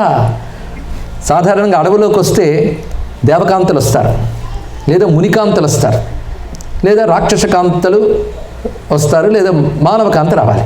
ఇప్పుడు ఏ కాంత ఇవిడ? రాక్షసకాంత, నో డౌట్. కానీ ఇప్పుడు రాక్షసిగా రాలేదు, కానీ రాక్షసుని పోల్చాడు రాముడు. ఎలా పోల్చాడో చెప్తున్నారు ఇక్కడ. ఇది మునికాంత కాదు, మునులెవ్వరి కాంతలు ఇంత వేసపున్ పదను తెరంగెరుంగరు. ఎంత అందమైన మాట చెప్పాడు. ఇది మునికాంత కాదు, ఇప్పుడు మునికాంత కాదు, సందేహం లేదు. మునికాంత అయితే ఏదో స్నానం చేసి వస్త్రం కట్టుకుని ఆ మాత్రం పసుపు కుంకుమ పెట్టుకుని వస్తారు, కానీ ఇప్పుడు ఇప్పుడే పార్లర్కి వెళ్ళి వచ్చినట్టుంది. అంత చక్కగా తీర్చిదిద్దుకుని మరి వచ్చింది కనుక మాట ఎంత అందంగా అన్నాడండి. ఇంత వేసపున్ పదను తెరంగెరుంగరు. ఆ పదను బ్యూటీ తీర్చిదిద్దుకోవడంలో ఎంత పదునుగా వచ్చింది కనుక ఇప్పుడు మునికాంత కాదు. పోనీ దేవకాంత అనుకుందామా అంటే దివిష దంగనల్, ఇది స్వర్గపురి సరసీజనేత్ర కాదు. దివిష దంగనల్ సిరికి తోడగు మండిగ మందు నిల్వరు. ఎంత అందమైన మాట చెప్పాడండి. ఇప్పుడు ఎక్కడ నిలబడిందంటే గుమ్మం మీద నిలబడిందిట. గుమ్మం మీద దేవతలు ఉంటారు. మీకు ఇప్పుడు కొంచెం మన భారతదేశంలో అమ్మమ్మలు మా అమ్మలు చెప్పిన గుర్తొచ్చాయా? గుమ్మానికి పసుపు కుంకుమ రాసుకుని దండం పెట్టుకుంటాం. అక్కడ దేవతలు ఉంటారంటే నాకు కనబడలేదండి.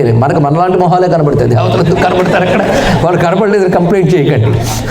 గృహము అన్నా కొన్ని దేవతలు ఉంటారు. ఆ దేవతా శాంతిగా ఇంట్లో 2 పూట్ల దీపం పెట్టుకోవడం. మా బిజీ అండి, ఉద్యోగాలండి. ఉద్యోగాలంటే ఇల్లు ఉందిగా. గృహం అనగానే దేవతలు ఆశ్రయిస్తారు. దేవతలు, పితృదేవతలు, కొన్ని భూతములు ఆశ్రయిస్తాయి. భూతాలని దెయ్యాలు కావు, ఒక రకమైన ప్రాణులు. ఇవి ఆశ్రయిస్తాయి. వాటిని తృప్తిపరిచేవాడి గృహస్థు. అది తిండికి సంపాదించుకోవడమే కాదండి, గృహస్థ ధర్మాలు ఉంటాయి. నేను వేదాంతం చదివాను కనుక ఇవన్నీ మానేశాను అనొద్దు, ఇంకా నాశనం అవుతాం. వేదాంతం చదివిన కాపురాలు చేస్తున్నారు కదా, ఇది తెలుసుకోవాల్సింది ఇక్కడ. అందుకు ఇంట్లో గుమ్మానికి దేవతలు ఉంటారట.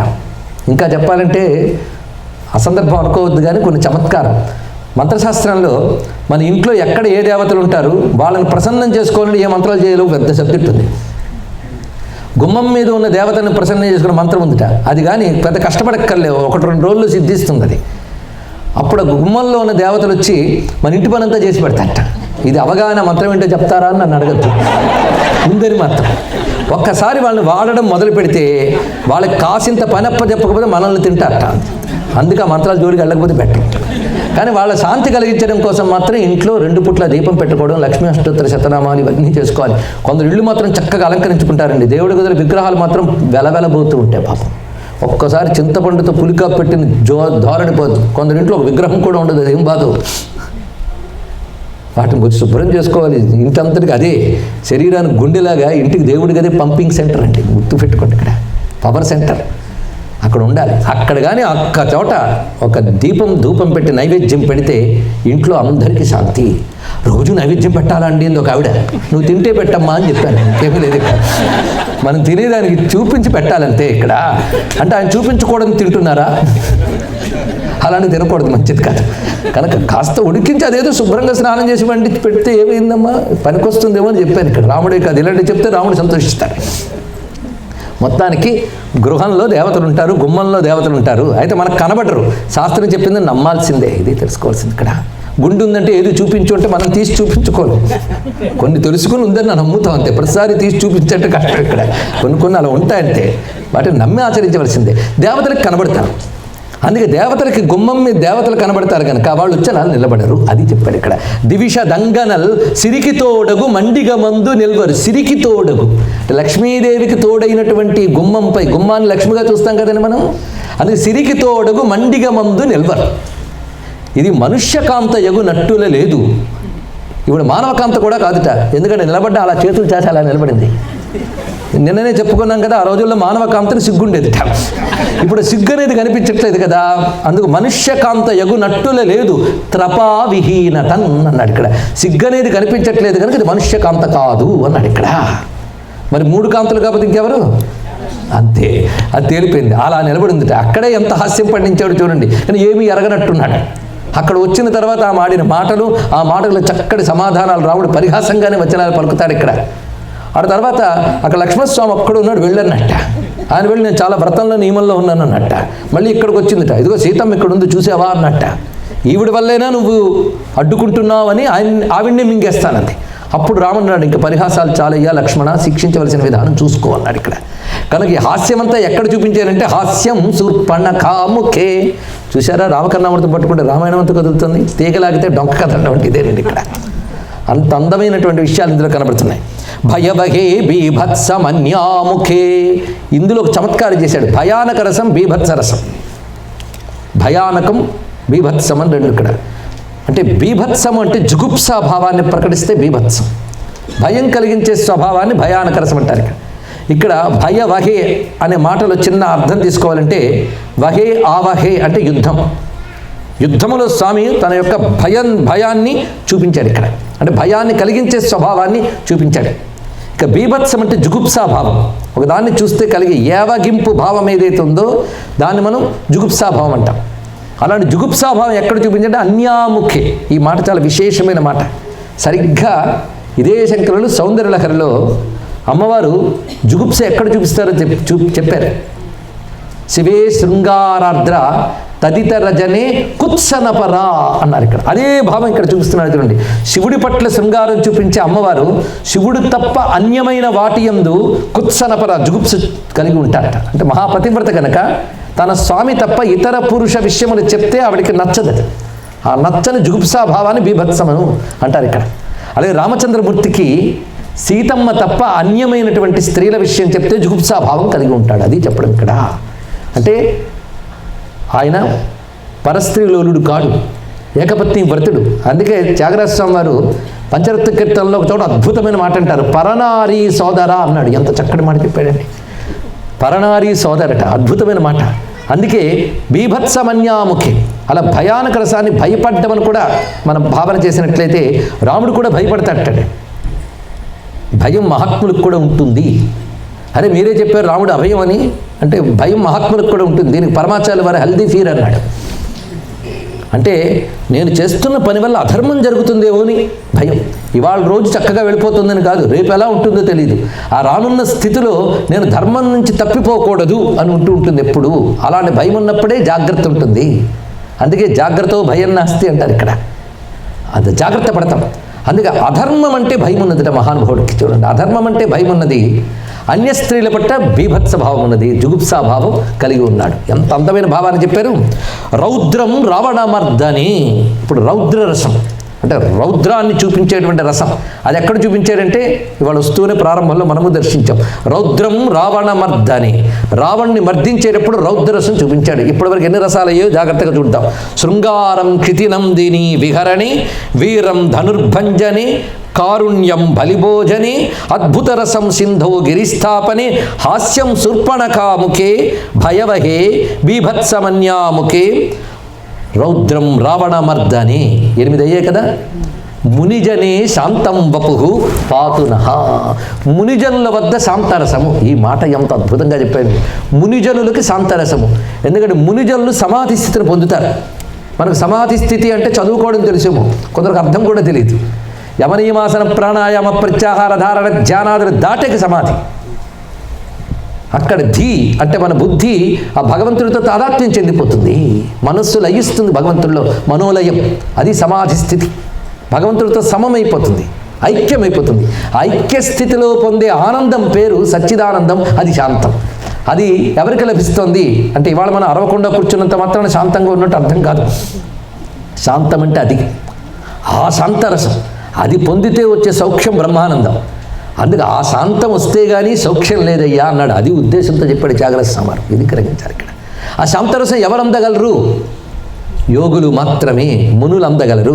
అందుకే రాముడు మునిజనులకు శాంతరసము, సీతమ్మకు శృంగార రసం వలె మునిజనులకు శాంతరసం అతడు అన్నాడు. అంటే మునిజనులే ఆ సమాధి స్థితిని పొంది ఆ దివ్యమైనటువంటి కైవల్య సమాధిలో బ్రహ్మానుభవం పొందుతారు కనుక రాముడు అనగా యోగులు సమాధిలో పొందే బ్రహ్మానందము యొక్క స్వరూపం. ఇది తెలుసుకోవాలి. బ్రహ్మమే రాముడు, మరొకటి కాదు. అందుకే త్యాగరాజస్వామి వారు అన్నారు, రామాయణ చపలాక్షుల పేరు కామాదులు కోరువారు వేరు.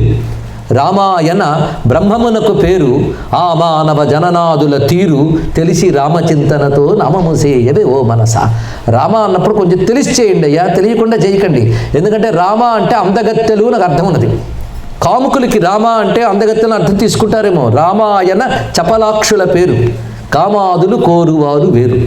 రామాయణ బ్రహ్మమునకు పేరు, రామ అంటే పరబ్రహ్మమునకు పేరు. ఇదంతా కూడా రామమంత్ర వ్యాఖ్యానానికి పునాది వేస్తున్నామండి, స్టెప్స్.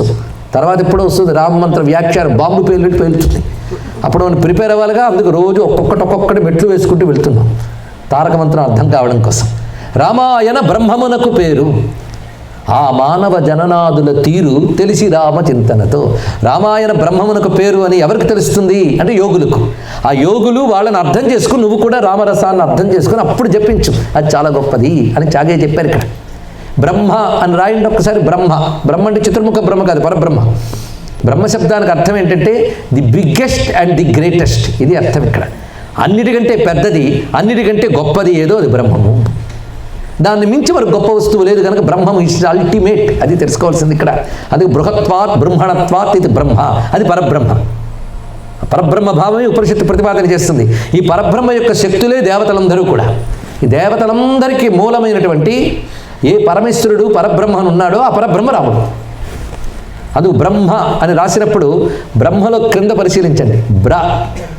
రా కింద ఉంది, అమ్మా రాయండి, కిందే ఉంది మా ఉంది, అంటే బ్రహ్మలోనే రామ ఉంది అని చెప్పాడు మహానుభావుడు. ఎంత గొప్పగా చెప్పాడు. అందుకే రామాయణ బ్రహ్మమునకు పేరు, ఆ మానవ జననాదుల తీరు తెలిసి రామచింతనతో అన్నాడు చాగయ్య. ఎందుకంటే మాటి మాటికి త్యాగరాజస్వామి ఎందుకు వస్తున్నారు తెలుసా? రామభక్తులందరూ వస్తారండి 7 రోజులు. ఎందుకంటే భక్తులు వస్తే భగవంతుడికి ఇష్టం. రామమంత్రాన్ని 96 కోట్ల జపం చేసి సిద్ధి పొందిన త్యాగరాజు సామాన్యుడు కాడు.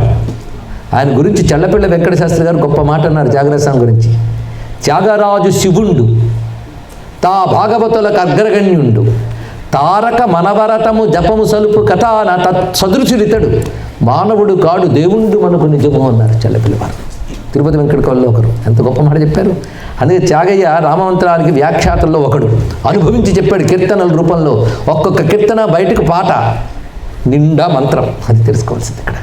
అందుకు రామతత్వోత్సవుడు ఆయన వస్తూనే ఉంటాడండి, లేకపోతే రాముడు ఊరుకోడు. విశ్వనాథ్ గారు ఒక మాట అంటారు, భక్త పరుడకు శ్రీరామ భద్రమూర్తి త్యాగరాజు ఎట్టులాడించి అట్టులాడే అన్నారు. అర్థమైన మాట ఇక్కడ. భగవంతుడు భక్తుడు ఎలా ఆడిస్తే అలా ఆడతాట. ఆ విధంగా ఇక్కడ రామచంద్రమూర్తి యొక్క వైభవాన్ని మనం వర్ణించేటప్పుడు శాంతం వపుహు, మునులు యోగ సమాధిలో పొందేటువంటి బ్రహ్మానంద రూపమైన శాంతమే రాముని యొక్క శరీరము. శాంతాకారం, వపుహు అంటే శరీరం, ఆకారం. ఆ శాంతరసమే ఆకారం ధరించి రాముడై వచ్చిందయ్యా అన్నారు. ఇలా నవరసాలు రాముల్లో దర్శిస్తూ ఉన్నాం. మాతా రామో మత్పితా రామచంద్ర, భ్రాతా రామో మత్సఖా రాఘవేశ, సర్వస్వం మే రామచంద్రో దయాళు, నాణ్యం దైవం నైవ జానే నజానే. ఇది వినడానికి మామూలు శ్లోకం, అర్థమైతే అద్భుతం. ఇది ఒక్కటి మనసారా మనం అనగలిగితే చాలండి. మన స్తోత్రాలన్నీ చదువుతూ ఉంటాయి. ఎందుకంటే గీతా ప్రెస్ గోరఖ్పూర్, గొల్లపూడి వీరాస్వామి అంటే సెన్స్ ప్రింట్ చేసి, అది ఇక్కడి నుంచి రావట్లేదు, అది వచ్చింది బాధ. ఈ శ్లోకం కూడా చాలామందికి తెలుసు, తెలియడం మంచిది, తెలుసుకునంటే మరీ మంచిది. ఎంత అందంగా చెప్తున్నాడు ఇక్కడ. మాతా రామో మత్పితా రామచంద్ర, నాకు అమ్మ రాముడు, అయ్య రాముడు, తమ్ముడు, అన్న అన్నీ రాముడే. సర్వస్వం మే రామచంద్ర. ఈ మాట పైకి అనడం కాదు, హృదయమారా అనాలి. అన్నవాడికి ఇంక దుఃఖం ఉంటుందా? కపటం లేకుండా మనసారా నా సర్వస్వం రాముడు, రాముడు తప్ప అన్య దైవం నాకు తెలియదు అన్నాడు. దీన్ని బట్టి ఇతర దేవతను నిందించాడు అనుకోవద్దు, దీని అన్యభక్తి అంటారు. రాముడే సర్వస్వం, అంతేగాని ఇతర దేవతను నిందించాడు. నిందించాడు అంటే అనన్యభక్తి కాదు. సర్వము రాముడే అన్నప్పుడు సర్వములు ఇతర దేవతలు కూడా ఉన్నారు కదా, వాళ్ళు కూడా రాముని రూపాలే, హరి అవతారములే అఖిల దేవతలు అని చెప్పినట్లుగా. అందుకే నాణ్యం దైవం నైవజానే నజానే, అటువంటి ఏకాగ్రమైనటువంటి భక్తిని ఇక్కడ ప్రకటిస్తున్నారు ఇక్కడ. ఇప్పుడు మళ్ళీ మనం రామచంద్రమూర్తి యొక్క మరికొన్ని రూపాలను చూడబోతున్నాం. ఇప్పుడు చూడబోతున్న రూపం రక్షాస్వరూపం. ఈ రక్షాస్వరూపం ఎలా ఉంటుందంటే ఇలా ఉంటుంది.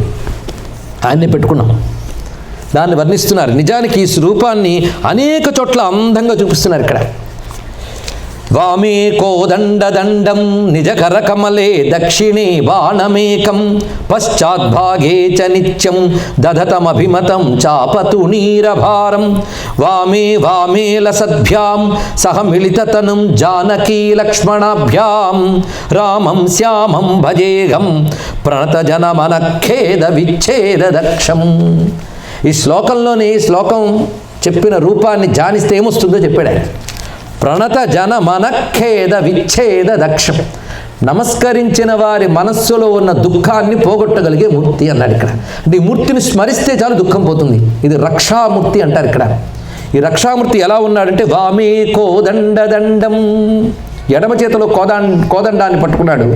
నిజ కర్రకమలే దక్షిణీ బాణమేకం, కుడి చేతిలో బాణాన్ని పట్టుకున్నాడు. మీరు ఎప్పుడైనా రాముని ఉత్సవమూర్తులు చూడండి, ముఖ్యంగా తెలుగునాట ఈ మూర్తులు ఎక్కువ ఉంటాయి. అమ్మవారు ఒకవైపు, లక్ష్మణస్వామి ఒకవైపు, పాదాల దగ్గర ఒక ఆయన ఉంటాడు. ఎవరైనా? హనుమంతుడు. ఆ స్వామి ఇక్కడేమో హనుమంతుడిని చెప్పలేదు ఈయన, అంటే ఇంకా కిష్కిందకి వెళ్లకుండా ఉన్న ముందు రాముడు అనమాట. ఈయన్నే భద్రుడు చూశాడు, చూసి నాకు ఆ మూర్తియే కావాలన్నాడు. అందుకే వాళ్ళు ముగ్గురే ఉన్నారు భద్రాద్రిలో. అప్పుడు హనుమంతుడు లేడండి. తర్వాత కాలంలో హనుమంతుడి విగ్రహం పెట్టారు. అప్పుడు ఇంకా రాముడు హనుమంతుడిని కలవలేదు అరణ్యవాస సమయంలో. అప్పుడు వాళ్ళు ముగ్గురిని చూశాడు. ఇంకా సీతాపహరణం కూడా జరగలేదు. ఆ సమయంలో చూశారు ఆ ముగ్గురుని. ఈ ముగ్గురిని ఋషులందరూ చూశారు.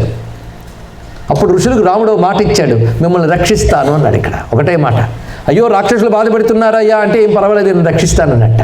అప్పుడు మునులకు ఆనందం కలిగింది. అప్పుడు ఆనందం కలిగించినప్పుడు రాముడు ఎలా కనబడ్డాడు? పక్కన లక్ష్మణస్వామి, సీతమ్మ ఇటుపక్క అటుపక్క ఉన్నారు, మధ్యలో ఆయన ఉన్నాడు. కనుక మునులకు ఆ మూర్తి అలా ముద్రించుకుపోయింది. ఆ మూర్తితోనే రక్షించాడు అందరినీ. అందుకు రక్షించే మూర్తి సీతాలక్ష్మణ సమేతుడైనటువంటి మూర్తి. ఇది పరిశీలించాలి. తర్వాత హనుమంతుడిని తెద్దాం, తొందరపడద్దాం. వాళ్ళకంటే పాపం అప్పటికి ఇంకా హనుమంతుడు పరిచయం కాలేదు, మనకంటే అదృష్టం. అప్పుడు హనుమంతుడు మనకు పరిచయం అయిపోయాడు కదా, మనం ధ్యానించుకోవచ్చు. కానీ సీతారాములు పక్కన లక్ష్మణస్వామి, ఈ మూర్తి ధ్యానం ప్రత్యేక చూపిస్తున్నాడు. అక్కడ కూడా కుడి చేతితో బాణాన్ని, ఎడమ చేతితో ధనుస్సుని పట్టుకున్నాడు స్వామి. పైగా చాపతూణీర భారం, ఒకవైపు ఆ ధనుస్సు ఎలా ఉన్నదో అమ్ముల పొదులు కూడా అలాగే ఉన్నాయి. అవి తూణీరము అంటే అమ్ముల పొది, దాని నిండా అక్షయ తూణీరములు, సామాన్యం కాదండి. అగస్త్య మహర్షి తపశ్శక్తితో ఇచ్చినటువంటి నారాయణ తూణీరములు. దాంట్లో అక్షయమైనటువంటి తూణీరములు అంటే అమ్ముల పొది అక్షయముగా ఉంటున్నది. అలాంటి అమ్ముల పొదులతో ఉన్నాడు. వామే వామే లసభ్యాం, వామే అవామే అంటే ఎడమవైపు కుడివైపు ఎవరున్నారంటే జానకి లక్ష్మణాభ్యాం, రామునికి ఎడమవైపు సీతమ్మ, కుడివైపు లక్ష్మణస్వామి. అలా ఉన్నటువంటి రామం శ్యామం భజేహం, నీలమేఘశ్యాముడే రాముని భజిస్తున్నాను అన్నాడు కదా. మళ్ళీ అలాంటి రూపమే చూడండి.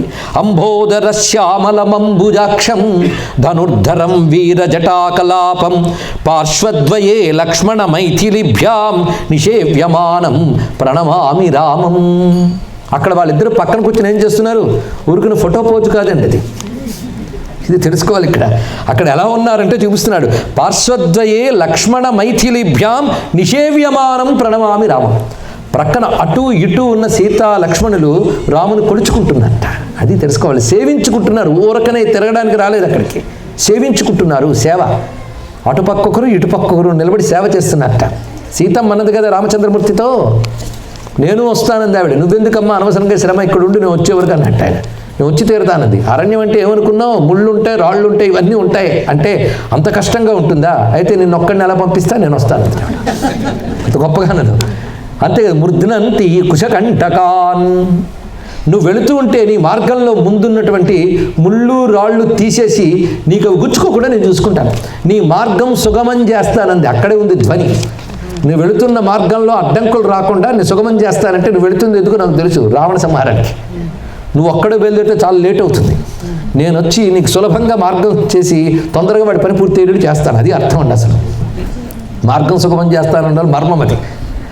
సేవ చేస్తాను అంతే కదా. అక్కడికి వెళ్ళాక పొరపాటును కూడా నా పుట్టింటి పేరు ఎత్తనంది, ముందే చెప్పింది. ఎందుకంటే ఇప్పుడు ఇలా అంటావు కానీ అక్కడికి వెళ్ళాక ఏం మాట్లాడతారు సాధారణంగా? ఏమిటో పెళ్ళైన దగ్గర నుంచి కష్టాలు.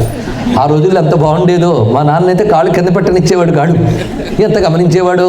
మా అమ్మ మాత్రం అలాంటి మాటలు ఆడను అంది. గొప్ప మాట చెప్పింది. ఏం సైకాలజీ అండి రామాయణంలో. నా ఇంటిని, మా నాన్నని, మా అమ్మ పేరు కూడా ఎత్తను, హాయిగా ఉంటాను. అంతేకాదు ఇంకా గట్టిగా చెప్పాలి, నేను పుట్టింట్లో ఉన్నంత ఆనందంగా ఉంటానని చెప్పింది అరణ్యవాసంలో. అంత మాట అంటే స్త్రీ ఎక్కువ ఆనందంగా పుట్టింట్లో ఉంటుంది కంప్లైంట్ చేయకుండా. నేను అలా ఉంటాను అక్కడ అని చెప్పింది ఆ తల్లి. అంటే సేవించుకుంటుంది. లక్ష్మణస్వామి చెప్పనే ఎక్కర్లేదు, నా పనే సేవించడం అన్నాడు. అందుకే వాళ్ళిద్దరూ ఏం చేస్తున్నారయ్యా నీ పక్క నిలబడి అన్నాడు చాగయ్య. ప్రక్కాల నిలబడి కొలిచే ముచ్చట బాగా తెల్పరాదా? ఆ రాముణ్ణి అలా అంటిపెట్టుకున్నారే, ఏం చేసి అలా అంటిపెట్టుకున్నారు? మాకు కొంచెం నేర్పకూడదు, మాకు అలా అంటిపెట్టుకోవాలని అన్నాడు చాగయ్య. ఆ ఫీలింగ్ని అర్థం చేసుకోండి. మ్యూజిక్లో స్వరాలు ఎక్కడున్నాయి, తాళం తగ్గిగా పడుతోందా, అది కాదు చూడాల్సింది. అక్కడ భావాన్ని పరిశీలించండి, ఎంత ఆర్తి ఉందో అందులో. అలాంటి ఎక్స్ప్రెషన్ ఎంత అద్భుతం అండి. ప్రక్కాల నిలబడి కొలిచే ముచ్చట బాగా తెల్పరాదా? ఏం చేస్తున్నారు? తనువుచే వందన మనరించుచున్నారా?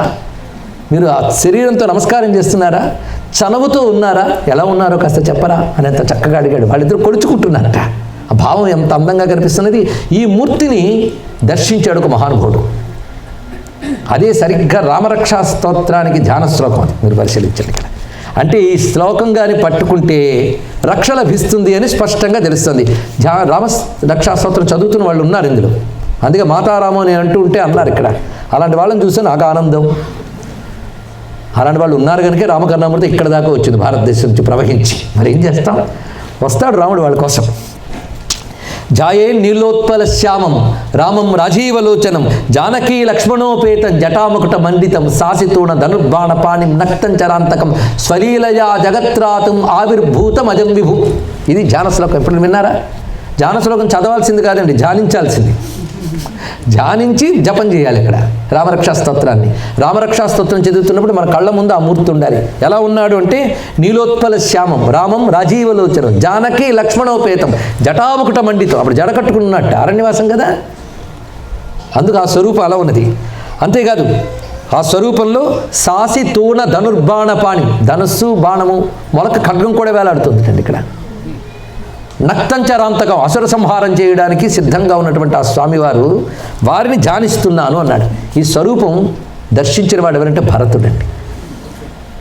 భరతుడు రామచంద్రమూర్తి వనవాసానికి వెళ్ళిన తర్వాత అయ్యో నాకు తెలియలేదే అని బాధపడి ఎలాగైనా రాముడిని తీసుకొస్తాను బయలుదేరతాడు. ఆ వెళ్ళినప్పుడు అదొక అద్భుతమైన సన్నివేశం. చిత్రకూటానికి చేరుకుంటాడు. పరుగులాంటి నడకతో వెళ్తాడు. ఇతర పరివారం అంతా వెనక వస్తూ ఉంటుంది. చిత్రకూటానికి వెళ్ళేటప్పటికల్లా ఆయనకి ఎలా దర్శనమిచ్చాడో రాముడు చూడండి. భరతుడితో పాటు మనము చూద్దాం. నిరీక్ష సముహూర్తంతు దదర్శ భరతో గురుం ఉటజే రామమాసీనం జటామండల ధారిణం. ఇది వాల్మీకి రామాయణంలో వర్ణన. జడని ధరించినటువంటి రాముడు సింహస్కంధం మహాబాహుం పుండరీక నిభేక్షణం, అద్భుతమైన శరీరంతో భాషిస్తున్నాడు. పుండరీకాక్షుడు. పుండరీక నిభేక్షణం అంటేనే పుండరీకాక్షుడు అని దాన్ని చూపిస్తున్నాడు ఇక్కడ. పృథివ్యాం సాగరం తాయా భర్తారం ధర్మచారిణం, మొత్తం భూమినంతటి ఏలగలిగేటటువంటి ధర్మస్వరూపుడు. ఉపవిష్టం మహాబాహుం బ్రహ్మాణమివ శాశ్వతం. చూసారా వాల్మీకి ఎంత అందమైన మాటలు వేశాడు. ఈయన శాశ్వత బ్రహ్మముగా ఉన్నాడు రాముడు అన్నాడు. అంటే వాల్మీకి హృదయంలో కూడా రాముడు ఏంటో తెలిసిపోయింది. శాశ్వత బ్రహ్మం. ఎందుకు ఆ మాట అన్నారు? చతుర్ముఖ బ్రహ్మ అని అనుకోకూడదు, పరబ్రహ్మ అని తెలుసుకోవడం కోసం శాశ్వత బ్రహ్మ అన్నారు. ఇదే మనకి ఆవిర్భూతం అజం విభుం అనే మాటలు అక్కడ చూపించారు. అజం అంటే బ్రహ్మ, జన్మరహితుడైన పరబ్రహ్మ ఇతడు అనే మాటను చూపిస్తున్నారు. స్థండిలే సంస్థీర్ణే సీతయా లక్ష్మణేన చ. ఎలా ఉన్నాడు చూడండి. ఒక రాతి మీద కూర్చున్నట్ట. ఎందుకంటే మహాత్ములు నిరంతర అనుష్ఠాన పరులై ఉంటారండి. వాళ్ళు కూర్చున్నా నిలబడినా. అందుకే రామచంద్రమూర్తి 14 ఏళ్ళు కూడా మంత్రదీక్ష చేస్తూ ఉన్నట్ట. విశ్వామిత్రుడి దగ్గర పొందిన మంత్రములన్నీ పురస్కరణ చేస్తున్నాడు 14 ఏళ్ళు. ఆయన సామాన్యం కాదు. అందుకే బ్రహ్మచర్య వ్రతంలో ఉన్నాడు. ఇది గ్రహించాలి. ఆ కారణం చేతనే ఆ రావణ సంహారానికి కావాలని శక్తిరత్తుని చూపించగలిగాడు. అందుకే ఆయన కూర్చున్నప్పుడు ఒట్టి రాతి మీద కూర్చోలేదు. రాతి మీద, నేల మీద, కర్ర మీద కూర్చుని జపం చేసినా సాధన చేసినా ఫలించదు, తెలుసుకోవాలి ఇక్కడ. అలాగని ప్లాస్టిక్లో వేసుకుంటే అంతకంటే ఫలించదు. ఇవన్నీ తెలుసుకోండి. వెదురు మీద కూర్చోకూడదు, ఇవన్నీ ఉన్నాయి. పురుషులకైతే దర్భాసనం. ఆ దర్భాసనం మీద వాళ్ళు ఇతరములైన ఆసనములు అంటే కంబళి కానీ ఇటువంటివి వేసుకోవచ్చు. చిత్రాసనం ఇలాంటివి వేసుకోవచ్చు. స్త్రీలైతే చిత్రాసనం, కంబళి ఆసనం అలాంటివి వేసుకోవచ్చు. దర్భాసనం మీద స్త్రీలు కూర్చోకూడదు. వాళ్ళకున్న శారీరక పరిస్థితి బట్టి పెద్దలు నిర్ణయించారు ఇది ఇక్కడ. అందుకే రాముడు ఎలా కూర్చున్నాడో వర్ణించాడండి వాల్మీకి.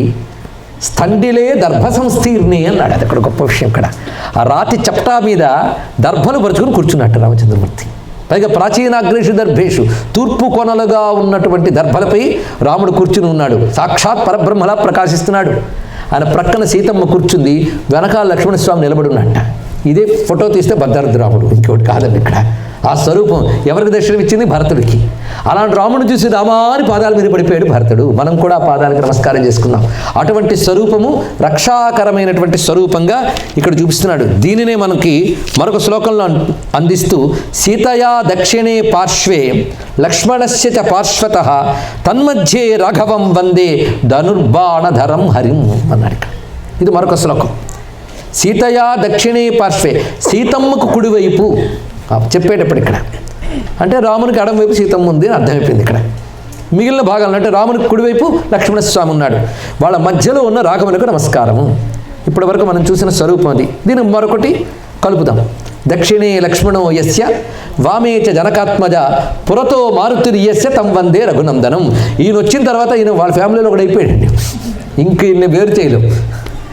రాముడు అంటే ఉండాల్సిందే. ఈయన ఎక్కడున్నాడు? పురస్తు. అది ఎక్కడ తెలుసా? లక్ష్మణస్వామి ఉన్నవైపు ఉన్నాడు. అంటే రాముడికి కుడివైపు లక్ష్మణుడు, హనుమంతుడు. ఆయన కూర్చున్నాడు, ఈయన నిలబడ్డాడు. ఎడం వైపు ఇది ఒక స్వరూపం. ఈ స్వరూపాన్ని మనం ఇక్కడ చూసాం, ఇక్కడ పెట్టుకుందాం దీన్ని. ఏ రూపమైనా ఒక తత్వాన్ని చెప్తుంది. ఈ వాక్యం అలాగే గుర్తుపెట్టుకోండి.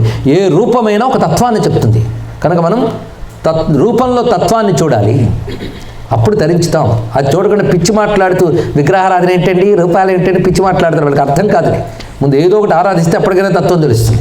అది అందక ఇది లేక మధ్యలో వేలాడే త్రిశంకు మేధావులు చాలామంది ఉన్నారండి. కుహనా మేధావులు. వీళ్ళ వల్ల ప్రమాదాలు. జాగ్రత్త. ఈ స్వరూపాన్ని ఒక్కసారి మనసారా ధ్యానించండి, ఎంత అందంగా ఉన్నదో. తత్వం చూద్దాం ఇప్పుడు. రామునికి కుడివైపు లక్ష్మణుడు, హనుమంతుడు, ఎడంవైపు సీతమ్మ. అంటే ఎడంవైపు శక్తి, కుడివైపు భక్తి ఉన్నారు. ఇది తెలుసుకోవాల్సింది ఇక్కడ. శక్తి సీతమ్మ, భక్తి 2 రూపాలు ధరించింది. ఒకడు లక్ష్మణుడు, ఇంకో హనుమంతుడు. భక్తి 2 రకాలుగా ఉన్నది ఇక్కడ. ఎందుకంటే ఎప్పుడు స్వామిని అంటిపెట్టుకుంటే అదొక భక్తి. అందరూ అంటిపెట్టుకుంటే పనులు ఎవడు చేసి పెడతాడు. అది కూడా రెండోది ఉంటుంది ఇక్కడ. కనుక అంటిపెట్టుకు సేవించేవాడు లక్ష్మణస్వామి అయితే, ఎక్కడున్నా రాముణ్ణే తలంచుకుంటూ రామకార్యం చేసేవాడు హనుమంతుడు. అది కూడా స్టాటిక్, ఒక డైనమిక్. సరిపోయింది ఇక్కడ. అందుకు భక్తి యొక్క 2 స్వరూపాలు స్వామికి కుడివైపు ఉన్నాయి. శక్తి ఒక్కటిగా ప్రక్కనుంది. శక్తికి భక్తికి కూడా కేంద్రమై రాముడు ఉన్నాడు. ఇది తెలుసుకోవాలి. అటు శక్తి అయిన ఇటు భక్తి అయిన ఆధారం రాముడే. ఇది గ్రహించవలసినది. అందుకే శక్తి భక్తులకు కేంద్రమైన రాముడిని ఈ రూపంలో మనం దర్శిస్తున్నాం. ఇది పెద్దవాళ్ళు ఆగమశాస్త్రంలో ఈ రూపాన్ని మనకు నిర్ణయించారు. ఆ మంత్రశాస్త్రమూర్తిని వాల్మీకి వర్ణం రూపంలో అందించాడు. అది కేవలం లిటరేచర్ అనే దృష్టితో చదివేవాళ్ళకి అది వర్ణన, భగవంతుడనే దృష్టితో చదివేవాడికి అది శాస్త్రం, అది ఉపాసన, అది ధ్యానం. ఇది తెలియవలసింది ఇక్కడ. మొత్తానికి మనం రక్షామూర్తిని ప్రక్కన హనుమంతుడు కూడా చూసాం. ఆయన రాగానే మరింత ఉత్సాహం. రక్షకి ఇంకేం తక్కువ? శ్రీరామ రక్ష, సర్వజగద్ రక్ష, ఆంజనేయ రక్ష, అఖిల జగద్ రక్ష అంటారు. మొత్తానికి 2 ఉన్నారు మనకి. ఇటువంటి భవ్య స్వరూపాన్ని రక్షాస్వరూపంగా మనం భావన చేస్తూ తర్వాతి రూపంలోకి ప్రవేశిస్తున్నాం. ఇది వీరరాముడిలో మరొక స్వరూపం. ఇంతవరకు రథం మీద ఉన్న రాముడిని చూసాం కదా, మరికొన్ని వీరరాముడిని చూస్తున్నారు. దీన్ని పరిశీలిద్దాం. రామచంద్రమూర్తి యుద్ధం చేసేటప్పుడు, ఇంకా రావణ సంహారం కాలేదు, ఇతర రాక్షసులతో యుద్ధం చేస్తున్నప్పుడు ప్రక్కనున్న వానర వీరుల్ని ప్రోత్సహిస్తున్నట్ట. విజృంభించండి, రాక్షసులను సంహరించండి అన్నాడు. ఎందుకంటే ఒక నాయకుడు సైనికుడిని ఆ విధమైన ప్రోత్సాహం కలిగించాలి, ప్రేరణ కలిగించాలి. ప్రేరణ ఇస్తున్నాడు. ఆ ప్రేరణ ఇస్తున్న రామునికి నమస్కారం. ఇలాంటి రాముడిని భావన చేస్తే మన ఇంద్రియ శక్తులే సేనలు, పరమాత్మయే రాముడు. ఆయన మన ఇంద్రియ శక్తుల్ని ప్రేరేపణ చేసి మనకు పుష్టిని తుష్టిని ఇస్తాడు. ఈ ప్రేరేపిస్తున్న రాముడిని ధ్యానిస్తే. అయితే కొందరు మాత్రం ప్రేరేపిస్తూ కూర్చుంటారు. అదేం లాభం అంటే వాళ్ళు కూడా యుద్ధం చేస్తూ బాగుంటుంది. ఇక్కడ రాముడు ఇక్కడ ప్రేరేపిస్తూ యుద్ధం చేస్తున్నాడు. అలాంటి రాముడిని మనం చూడబోతున్నాం. దుర్దండేన చకుండలి కృత మహాకోదండ చండంసుగై దుర్వారై రవికోటి తుల్య నిశితైర్ బ్రహ్మాది ముఖ్యస్తుతై సుగ్రీవాది సమస్త వానర వరాన్ ఆజ్ఞాపయంతం గిరా దైత్యాన్ తాడయ తాడయేత్యనుపదం శ్రీరామచంద్రం భజే, శ్రీరామచంద్రం భజే. దుర్దండేన చ, తన బాహుదండంతో ధనుస్సును పట్టుకున్నట్ట. అది ఏం చేశాడు? కుండలీకృత, ధనుస్సును గుండ్రంగా చేసేట. చక్రీకృత కార్ముకం అని వర్ణిస్తాడు వాల్మీకి. ధనుస్సును చక్రంలా చేశాడండి. అందుకే రాక్షసులకి ఈయన పట్టుకుంది సుదర్శన చక్రమా ధనుస్సు అనిపించిందిట. అలా పట్టేట. అంటే నారి పట్టి లాగగానే ధనుస్సు గుండ్రంగా మారుతుంది. ఆ గుండ్రంగా మారడానికి కుండలీకృత అంటారు ఇక్కడ. గుండ్రముగా చేసాడు ధనుస్సుని. అంటే తాను కూడా బాణములు వేస్తున్నాడు. అందులోంచి వస్తున్నటువంటి కిరణములు ఎలా ఉన్నాయి అంటే రవికోటి తుల్య నిశితై, సూర్యకిరణాల్లో ఉన్నాయట. ఇది మనం ఆలోచిస్తే రాముడు ఎవరంటే ఆదిత్య హృదయం రాముడు. ఇది ఆలోచించండి ఇక్కడ. ఆదిత్య హృదయం వేరు, రాముడు వేరు కాదు. ఆదిత్య హృదయమే రాముడు. హృదయం అంటే లోపల ఉన్నవాడు అని, అంటే బయటకు కనబడిన వాడు అని అర్థం. ఆదిత్యుడు భగవంతుడండి, నాకు కనబడలేదు అంటే ఆయన హృదయం నీకు కనబడ్డు. ఎందుకంటే కనబడిన దానికే హృదయం అని పేరు. మొన్ననే చెప్పుకున్నాం మనం. కనబడదు అది. లోపల ఎన్ని తిట్టుకుంటున్నామో బయటకు తెలియదు. ఎందుకు లోపలిది కదా, హృదయం కనబడదు. అలాగే ఆదిత్యుడు అందరికీ సూర్యమండలమే, కానీ అందులో పరమాత్మ ఉన్నాడు. ఆ పరమాత్మ ఋషులు దర్శిస్తారు. అందుకే ఆదిత్యుడు మిగిలిన వాళ్ళకి సూర్యమండలం, భక్తులకి నారాయణుడు. ఇది తెలుసుకోవాలి. ఒకప్పుడు ఇక్కడ ఆదిత్యుడు అని చెప్పినట్టున్నాం కదా, ఏమో నాకు తెలియదు. అందరికీ అగ్నిగోళం అండి, భక్తులకి భగవానుడు. ఎందుకంటే ఒక స్త్రీ అందరి దృష్టిలోని రక్తమాంసాలు కలిగిన ఒకానొక స్త్రీ, పిల్లాడికి మాత్రం అమ్మ. అర్థమైంది కదా? అమ్మ అనేది స్త్రీ శరీరంలో ప్రింట్ అయి కనబడదు, అదొక భావం, అది పిల్లాడికి తెలుసు. ఒక స్త్రీలో అమ్మని పిల్లాడు చూడగలడు, సూర్యుడిలో భగవంతుడిని భక్తుడు చూడగలడు. ఇది తెలుసుకోవాలి ఇక్కడ. అమ్మను చూడగలిగినప్పుడు ఆ తల్లి ఎలాగ మాతృప్రేమ నా పిల్లాడికి చూపిస్తుందో, భగవంతుడిని చూడగలిగితే భగవచ్చక్తిని సూర్య భగవానుడు మనకు అనుగ్రహిస్తాడు. ఆ సూర్యుడు ఎవరు? జయస్సదా సవితృమండల మధ్యవర్తి నారాయణ సరసిదాసన సన్నివిష్ట. నిన్న ఒక మాట చెప్పాం, రాముడు గాయత్రి స్వరూపుడు. గాయత్రి అంటే ఎవరు? సూర్యుడు అని చెప్పడానికి లేదు, విశ్వాన్ని నడిపే ఈశ్వర శక్తి సూర్యమండలంలోంచి మనల్ని అనుగ్రహిస్తోంది కనుక సూర్యమండలంలో ఉన్న విశ్వనిర్వహణమైన ఈశ్వర చైతన్యం గాయత్రి. ఆయనే రాముడు కనుక ఆయన ఎవడు? సాక్షాత్ సూర్యమండలాంతర్వర్తి. సూర్యుడు చీకట్లను పోగొడతాడు, దుఃఖాన్ని పోగొడతాడు, చీకటి శక్తులను పోగొడతాడు. ఆ చీకటి శక్తులే అజ్ఞాన శక్తులు, అవే రాక్షసులు. ఆ చీకటి శక్తులైనటువంటి అజ్ఞాన శక్తుల్ని సంహరించడానికి సూర్యమండలం దిగిందా అన్నట్టున్నట్టు రాముడు. ఎలా ఉన్నాడయ్యా అంటే ధనుస్సు పట్టాడు, వింటినారి లాగాడు. లాగడం ఆలస్యం, దాని నుంచి బాణ పరంపరలు బయటకు వస్తున్నాయి. ధనుస్సేమో సూర్యమండలంలో ఉన్నది, బాణములు కిరణాల్లా బయటకు వస్తున్నాయి. ఆ ధనుస్సు పట్టుకున్న రాముడు సూర్యమండలంలో ఉన్న నారాయణుడిలా కనబడుతున్నాడండి అని వర్ణించారు ఇక్కడ. ఆ స్వరూపాన్ని చూపిస్తున్నాడు. ఎప్పుడైతే ఆ విధంగా ధనుస్సు పట్టుకుని నిలబడినటువంటి సూర్యమండలాంతర్వర్తి అయిన రామనారాయణుని చూస్తున్నారో బ్రహ్మాది ముఖ్యస్థుతై దేవతలు గగనం నుంచి నమస్కారం చేస్తున్నారు రామచంద్రమూర్తికి. అలాగా పైగా సూర్యుడు అంటే ప్రేరణకర్త, ధియో యోనః ప్రచోదయాత్, ప్రేరేపకుడు. అంత రహస్యం ఉంది ఈ శ్లోకంలో, సామాన్యం కాదు. అందుకే సుగ్రీవాది సమస్త వానరవరాన్ ఆజ్ఞాపయంతం గిరా దైత్యాన్ తాడయ తాడయ. ఆ రాక్షను కొట్టండి కొట్టండి అంటున్నట్ట. కొట్టండి కొట్టండి అని ప్రేరేపిస్తూ తాను ధనుస్సును సంధించి నిలబడ్డ ఆ వీరరామునికి నమస్కారము అని చూపించారు. ఎంత అద్భుతమైన రూపాన్ని చూపించాడు.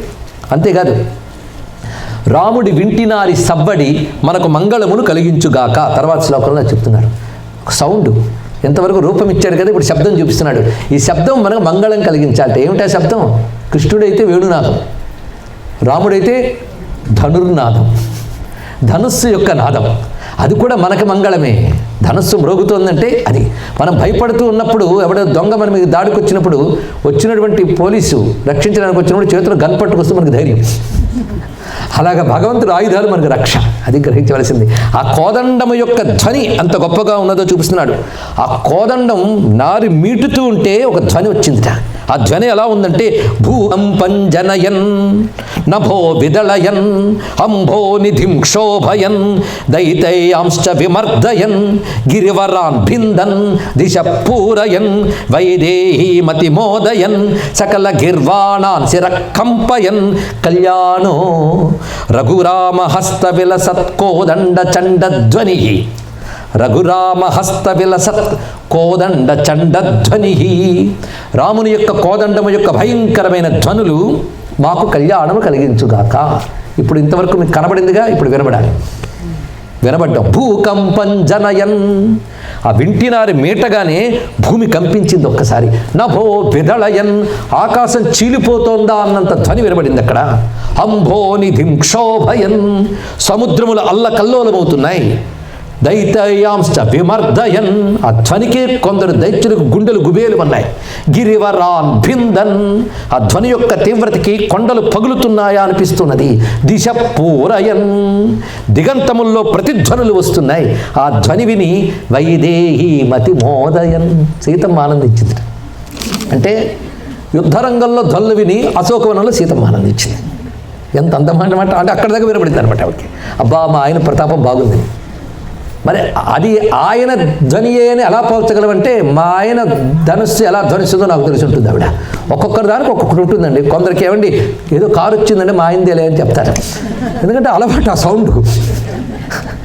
అలాగా ఆ రాముడి కోదండము ధ్వని స్పెషల్, అది సీతమ్మకు తెలుసు. అందుకే వైదేహీ మతి మోదయన్ సకల గిర్వాణాన్ శిరకంపయన్, దేవతలు బాగుంది బాగుందని తలుపుతున్నట్ట. అంటే దేవతలకి ఆమోదంగా ఆనందంగా తలలూపుస్తూ ఉన్నది ఆ ధ్వని. అలాంటి ధ్వని మనకు మంగళం కలిగించుగాక. పై మొదటి 2 పాదముల్లో అది చూపించిన ఉగ్రతను వర్ణించారు, చివరి పాదంలో దాని యొక్క ప్రసన్నతను వర్ణించారు. చూడండి, ఇక్కడ సీతమ్మకి దేవతలకి ఆనందం కలిగిస్తున్నది, రాక్షసులు గుండు గుబేలు అనిపిస్తున్నటువంటి ధ్వని అన్నారు. ఇందులో ఉన్నటువంటి ఏ సన్నివేశాన్ని ఆయన తీసుకొచ్చి చెప్పాలి రామాయణంలో ఒక్కసారి పరిశీలించాలి. ఇది యుద్ధంలో అనుకుందాం. ఇంకొక అద్భుతమైన సన్నివేశం ఉంది. సీతమ్మ ఆనందించిన రాముని యొక్క కోదండ చండధ్వని. ముఖ్యంగా వనవాస సమయంలో శూర్పణఖ పరాభవం జరిగిన తర్వాత ఆ శూర్పణఖ వెళ్ళి మొత్తం కరదూషణాదులందరినీ ప్రేరేపించింది. 14,000 మంది రాక్షసులు జనస్థానం నుంచి వచ్చారు. మోక బయలుదేరి వచ్చారు. పైగా వాళ్ళందరూ రథాలు కవచాలు అన్నీ ఉన్నాయి. ఈ మహానుభావుడికి ఏమీ లేదు. పదాతిన నేల మీద నిలబడ్డాడు.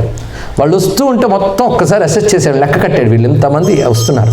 వెంట లక్ష్మణస్వామికి ఒక మాట చెప్పాడు, వీళ్ళందరినీ నేను ఎదుర్కొంటా, నువ్వు ఒక పని చేయి. సీతమ్మ భయపడుతుంది, పైన గుట్ట మీద గుహ ఉంది, అందులో ఆవిడని ఉంచి నువ్వు అక్కడ కాపలాగా ఉండు, వీళ్ళ పని నేను చూసుకుంటాను అన్నాడు ఆయన. వచ్చారు వాళ్ళందరూ కూడా. రామచంద్రమూర్తి ధనస్సును పెట్టి ముందు వింటినారి మీటెట్ట. ఆ వింటినారి మీటగానే చాలామంది భయపడ్డారు. ఆడ తర్వాత బాణములు ప్రయోగించాడు. ఆ బాణములు ప్రయోగిస్తున్నప్పుడు మాటకి సవ్వడి వినబడుతుంది. 2 సవ్వడులు, నారి సవ్వడి, బాణము దూసుకుపోతున్న సవ్వడి. ఈ 2 సవ్వడలే కోదండ చండధ్వని. ఆ సవ్వడి మొత్తం 14,000 రాక్షసుల్ని అలవోకగా చంపినప్పుడు వినబడింది ఇక్కడ. ఈ ధ్వని విని సీతమ్మ ఎంత ఒత్తు గుహలో ఉండనో తొంగి చూసింది. మొత్తం చూసి ఆనందపడింది. అది ద్వైదేహీమతి మోదయన్. చాలా ఆనందించింది. ఆనందించిన తర్వాత మొత్తం వాళ్ళు మట్టు పెట్టబడ్డారు. ఒకరిద్దరిని మిగిల్చాడు ఆయన మెసేజ్ తీసుకెళ్ళడానికి. తర్వాత ధనుస్సు నిలబెట్టి కుడి చేత్తో ఎడం చేతిని తన నడుము మీద పెట్టుకుని మందహాసం చేస్తూ చూస్తున్నట్ట. అలసటే లేదే మహానుభావుడికి.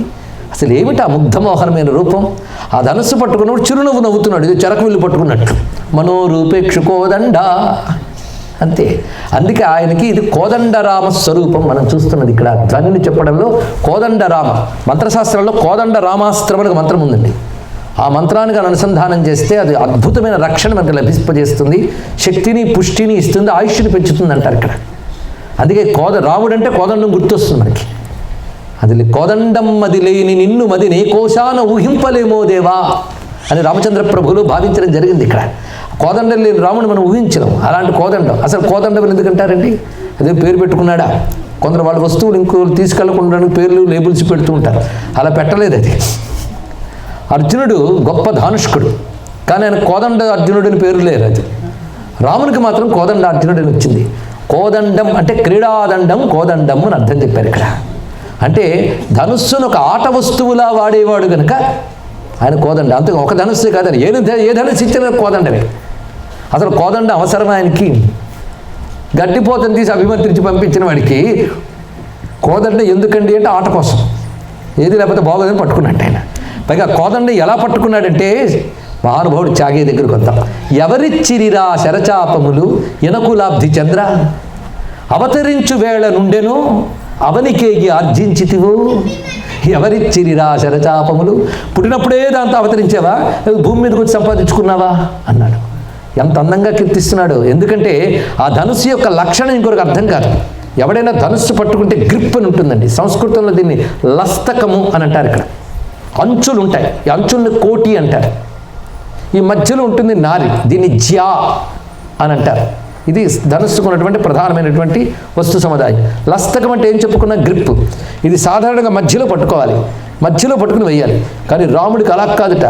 ధనుస్సులు ఎక్కడ పట్టుకున్నా లస్తకమే ఆయనకి. అంత అలవగ్గా ఎలా తిప్పుతాడో ఎలా వేస్తాడో అర్థం కాదు అవతల వాడికి. సాధారణంగా ధనుస్సు పట్టి బాణం వేసి మళ్ళీ మరొక బాణం వేయడం ఇంటర్వెల్ ఉంటుంది. కానీ రాముడు ధనుస్సు పట్టడం కనబడుతుందిట, ఆ తర్వాత బాణములు ఆపి వేయడం కనబడదు. అలా పుంఖాలుగా వస్తూ ఉంటాయండి దాని నుంచి. అందుకే అంటున్నాడు చాగయ్య, ఒకటేసిన 10 100 1000 చకపకలాడి శత్రులను అనచేయనట అన్నాడు. అందంగా చెప్పాడు. ఒకటేసిన 10 100 1000 చకపకలాడి శత్రులను అనచేయనట. అది ఆయన యొక్క పరాక్రమం. లేకపోతే 14,000 మంది రాక్షసులు ఒంటి చేత్తో రాముడు అలవోకగా కొట్టగలిగాడంటే భండన భీముడు, అర్థజన బాంధవుడు, ఉజ్వల బాణతూణ కోదండ కళా ప్రచండ భుజ తాండవ కీర్తికి రామమూర్తికి 2వ సాటి దైవమిక లేడనుచున్ గడగట్టి భేరికా డాండ నినదమ్ముల జాండము నిండ మత్త వేదండము నెక్కి చాటదెను దాశరథి కరుణాపయోనిధి. ఈ పద్యంలో కోదండం మారుమ్రోగించాడండి మహానుభావుడు రామదాసు. ఎంత అద్భుతంగా చూపించాడు ఇక్కడ. కోదండ ధ్వని అక్కడ వినబడింది ఎవరికి? రామదాసుకి. అందుకే పద్యంలో పెట్టేశాడు ఆయన. ఆ కోదండ ధ్వని శంకరాచార్య వారు ఇక్కడ చూపిస్తున్నారు. ఇక్కడ అందుకే రాముడు కోదండం పట్టినటువంటి ఆ సన్నివేశం చూసి ఎప్పుడైతే అలా నిలబడ్డాడో సీతమ్మ గుహలోంచి పరిగెత్తుకొచ్చిందిట. ఎవరు ఆపలేదు, పరిగెత్తుకొచ్చింది రాముడిని. ఇంతవరకు ఆయన ప్రతాపం గురించి వింది కానీ ఇంతవరకు ప్రత్యక్షంగా చూడలేదు. అది చూసినటువంటి ఆ తల్లి ఒక్కసారి తన 2 చేతులతో రాముడి యొక్క మెడ మీద వేసింది ఒక ఆనందంతో. అప్పుడు తులసీదాసు గొప్ప మాట అంటారు ఇక్కడ. అప్పుడు స్వయంవరంలో వరమాల వేసింది, ఇప్పుడు కరమాల వేసింది అన్నాడు. ఎంత అద్భుతంగా చెప్పారు ఇక్కడ. ఆ ప్రేమ అలా ప్రకటిస్తూ పట్టుకుంది సీతమ్మ. అది వైదేహీ మతిమోదయం. వాల్మీకి కూడా వర్ణన చేస్తాడు, దాన్ని కొంచెం కవిత్వంతో చూపించాడు తులసీదాస్. అన్నింటి శంకరులు ఆనాడు వైదేహీ మతిమోదయన్ సకల గిర్వాణాన్ శిరకంపయన్ అన్నారు ఇక్కడ. అందుకు రామబాణానికి కేవలం ప్రతాపమే కాదు, అనుగ్రహం ఉంది. అసలు దయతోనే బాణం ఎత్తుతాడు ఆయన. రావణుడి మీద దయతోనే బాణం ఎత్తాడు. ఎందుకంటే వీడు చస్తే గారి బాగుపడ్డని తెలిసి వాడిని చంపడానికి బాణం ఎత్తాడు అంతే. తద్వారా లోకాన్ని రక్షించాడు. అందుకే రామబాణ త్రాణ శౌర్యమేమి మనసా అంటారు త్యాగరాజ స్వామి ఇక్కడ. రామబాణ త్రాణ శౌర్యము, ఏమి పదాలండి ఇక్కడ. రామబాణానికి 2 లక్షణాలు ఉంటాయి, త్రాణ శౌర్య. త్రాణ అంటే రక్షణ, శౌర్యం అంటే పరాక్రమం. త్రాణ శౌర్యము అంటే త్రాణము కోసము శౌర్యము, రక్షించే లక్షణము కలిగినటువంటి ప్రతాపం గలవాడు రామచంద్రమూర్తి. సమ్మతితో నిలబడి కోదండపు జ్యాఘోషము అశనుల చేసే అన్నాడు త్యాగయ్య. కోదండపు జ్యాఘోషము అశనుల చేసి సమ్మతితో నిలబడి, సమ్మతి అంటే అటెన్షన్ అని, అటెంటివ్గా నిలబడ్డట. ఆ నిలబడి కోదండపు జ్యాఘోషము, జ్యా అంటే ఇందాక చెప్పాను ఏమని, వింటినారి, ఘోషం అంటే సవ్వడి, వింటినారి యొక్క సవ్వడితో అశనుల చేసి, అశని అంటే పిడుగు, ఆ వింటినారి సవ్వడి పిడుగుపాటులా ధ్వనింపజేసినటువంటి రామబాణ త్రాణ శౌర్యమేమి మనస. ఎంత అందంగా కీర్తించారు ఇక్కడ. ఇది సరిగ్గా మనకి వాల్మీకి రామాయణంలో వర్ణిస్తాడు. పూరయామాస తచ్చాపం కాలచక్రమివాంతక తస్య జ్యాతల ఘోషేణ త్రస్తా పత్రరథేశ్వరా ప్రదుద్రువు మృగాశ్చేవ యుగాంతైవ మోహితా ముక్తస్తు వజ్రనిఘోష ప్రదీప్తాశని సన్నిభ. ఇది వాల్మీకి వర్ణించింది. వాలిని చంపడానికి రామచంద్రమూర్తి ఒక్క బాణం పెట్టి వింటి నారి గట్టిగా లగుతట్ట. అంటే వారికి కూడా వినబడింది, అది మర్చిపోవద్దు ఇక్కడ. ఆ ధ్వని ఎలా ఉన్నది అంటే తస్య జ్యాతల ఘోషేణ, ఆ నారి సవ్వడికి త్రస్తాహ పత్రరథేశ్వరాహ, పైనున్న పక్షులు భయపడిపోయి పడిపోయేటి కింద. అంతేకాదు ప్రదుద్రువు మృగాశ్చేవ యుగాంతైవ మోహితా, అడవిలో ఉన్న జంతువులు యుగాంతమవుతోందా అని పరిగెత్తేట ధ్వని విని. అంతేకాకుండా పిడుగులు పడుతున్న సవ్వడులు వినిపించాయి అని వర్ణించారు ఇక్కడ. ఒక్క బాణం వేస్తున్నప్పుడు అంత ధ్వని వస్తే బాణ పరంపరలు వేసినప్పుడు ఎలా ఉంటుంది, అది అద్భుతమైనటువంటి మాట ఇక్కడ. అంతేకాదు అక్కడ శివధనుర్భంగం చేసేటప్పుడు కూడా వచ్చిన సవ్వడికి నిన్ననే విన్నాం. నిష్ఠావర్షదమో గమేగ పటలీ నిర్గచ్చదు జ్యోతిత స్పృష్టే రమ్మద. పద్యం గుర్తుందిగా, పద్యం గుర్తుకక్కర్లే, ఎఫెక్ట్ గుర్తుంటే చాలు. అలాంటి భవ్యమైనటువంటి రాముని యొక్క వీరప్రతాప కోదండమూర్తిని చూసాం. కనుక క్రీడాదండం కోదండం, ఆ కోదండ రామమూర్తిని మనసారా నమస్కారం చేసుకుంటూ ఇప్పుడు భక్తి తాదాత్మ్యంలోకి తీసుకుపోతున్నాడు మనం ఇక్కడ. వరుసగా ఇప్పుడు 5 శ్లోకములు చెప్పబడుతున్నాయి. ఇది మాత్రం భక్తి అనే ధాతు ఉన్నవాడికే రుచిస్తుందండి ఇక్కడ. దీనిలో దర్శనకాంక్ష అనేది కనబడుతుంది. దర్శనకాంక్ష అంటే చూడాలని తపన. భక్తి పెరిగాక ఆ రుచితో భగవద్ దర్శన లాలస పెరుగుతుంది. ఇది చాలా గొప్ప మాట. అందుకే వ్రజ సాహిత్యంలో కృష్ణ పరమాత్మ మీద సంస్కృత కీర్తన, భజన కీర్తన ఉంది. ఏహి మురారే కుంజ విహారే ఏహి ప్రణత జన బంధో ఏ మాధవ మధుమథన వరేణ్య కేశవ కరుణా సింధో. అందులో గొప్ప మాట అంటాడు, త్వామిహ యాచే దర్శనదానం హే మధుసూదన శాంత. దర్శనదానం, దర్శన లాలస. ఈ దర్శన లాలస శంకరుడు శివానంద లహరిలో కదావా కైలాసే కనకమణి సౌధే సహగణై వసన్ శంభోరగ్రే స్ఫుటఘటితమూర్ధాంజలి పుట విభో సాంబస్వామిన్ పరమశివ పాహీతి నిగదన్ విధాతృణాం కల్పాన్ క్షణమివ నివేశ్యామి సుఖతః అన్నారు ఇక్కడ. అక్కడ కదావా అన్నారు. కదావా అంటే నాకు ఎప్పుడు వస్తుందో కదా. కథ అంటే తెలుగు కథ కాదండి, సంస్కృతం కథ. కథ అంటే ఎప్పుడో, ఎప్పుడో నాకు ఆ భాగ్యము. సరిగ్గా ఎన్నడు చూతునో ఇనకుల తిలక నిన్నెన్నడు చూతునో పన్నగ శయన భక్త జనావన పున్నమ చందురు బోలు మోము నేనెన్నడు చూతునో అంటాడు త్యాగయ్య. అది దర్శన లాలస. ఉనికి మీద డౌట్తో కొట్టుకుమిట్టాడే దొంగ భక్తులకి ఇది అర్థం కాదండి ఇక్కడ. అది దర్శన లాలస. అందుకే ఆయన బాధ అంతా ఒక్కటే బాధ, మనకో చాలా బాధలు. ఆయనకు ఒకటే జాలి, ఒకటే బాధ. ఆ బాధ ఏమిటో తెలుసా? నగుమోము కనలేని నా జాలి తెలిసి నన్ను బ్రోవరావా. నీ నవ్వుమోము చూడాలనే జాలి, ఆ బాధ పడుతున్నానయ్యా, ఇంకా కనబడవా? ఎందుకు ఈ ఆలస్యం, ఎందుకు ఈ ఆలస్యం అన్న ఆర్తిని ఎలా చూపించాడంటే, ఏమి మాట వినను మొరాయించాడా గరుత్మంతుడు? ఖగరాజు నీ యానతి విని వేగ చనలేడు, గగనానికి ఇలకు బహుదూరం బనినాడో, జగమేలే పరమాత్మ ఎవరితో మొరలిడుదు, వగచూపకు తాళను నన్నేలు కోరా. ఏమి ఆర్తిని చూపించాడండి ఇక్కడ. ఆ ఆర్తి ఇక్కడ కనబడుతుంది చూడండి. కదావా ఇక్కడ మనల్ని ఎలా తీసుకుపోతాడంటే సాకేతంలోకి తీసుకెళ్తున్నాడు. సాకేతం అంటే ఏంటి? అయోధ్య. అయోధ్యకు మరొక పేరు సాకేతం. ఆ సాకేతంలోకి ఎప్పుడు వెళ్తాను అన్నాడు ఇక్కడ. సాకేతం అంటే టికెట్ కొనుక్కుని లక్నో దగ్గరికి వెళ్ళిపోయి అయోధ్య అని మాత్రమే కాదండి, అది కాదని కూడా కాదు. అక్కడ భగవద్విభూతి ఉంది.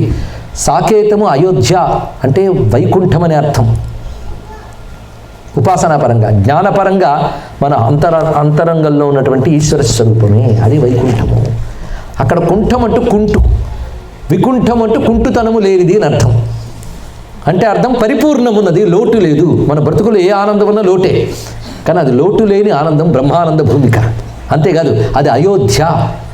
అయోధ్య అయోధ్య అంటే ఎవరు అటాక్ చేయలేనిది, ఇది అర్థం. యోధ్యము అయోధ్య అంటే ఎవరు దాడి చేయలేనిది, ఇది దీని యొక్క అర్థం. అంటే ఏ క్షుద్రభావాలు దాడి చేయలేని ప్రసన్నమైన హృదయస్థానం భగవంతుని నివాసం, అది అయోధ్య. అది దేవానాం పూరయోధ్య అష్టాచక్రానవద్వారా అని చూపించారు ఇక్కడ. ఇంకా దాని రహస్యాలు యోగపరంగా చెప్తున్నాడు ఇక్కడ. నవద్వారా, 9 ద్వారాలు ఉన్నాయట అయోధ్యకి. అంటే ఎక్కడుంది అది? తెలిసిపోయింది కదా. ఇది మాత్రం అటాక్ చేయబడుతుంది, ఎందుకంటే రాముడు లేడు కనుక.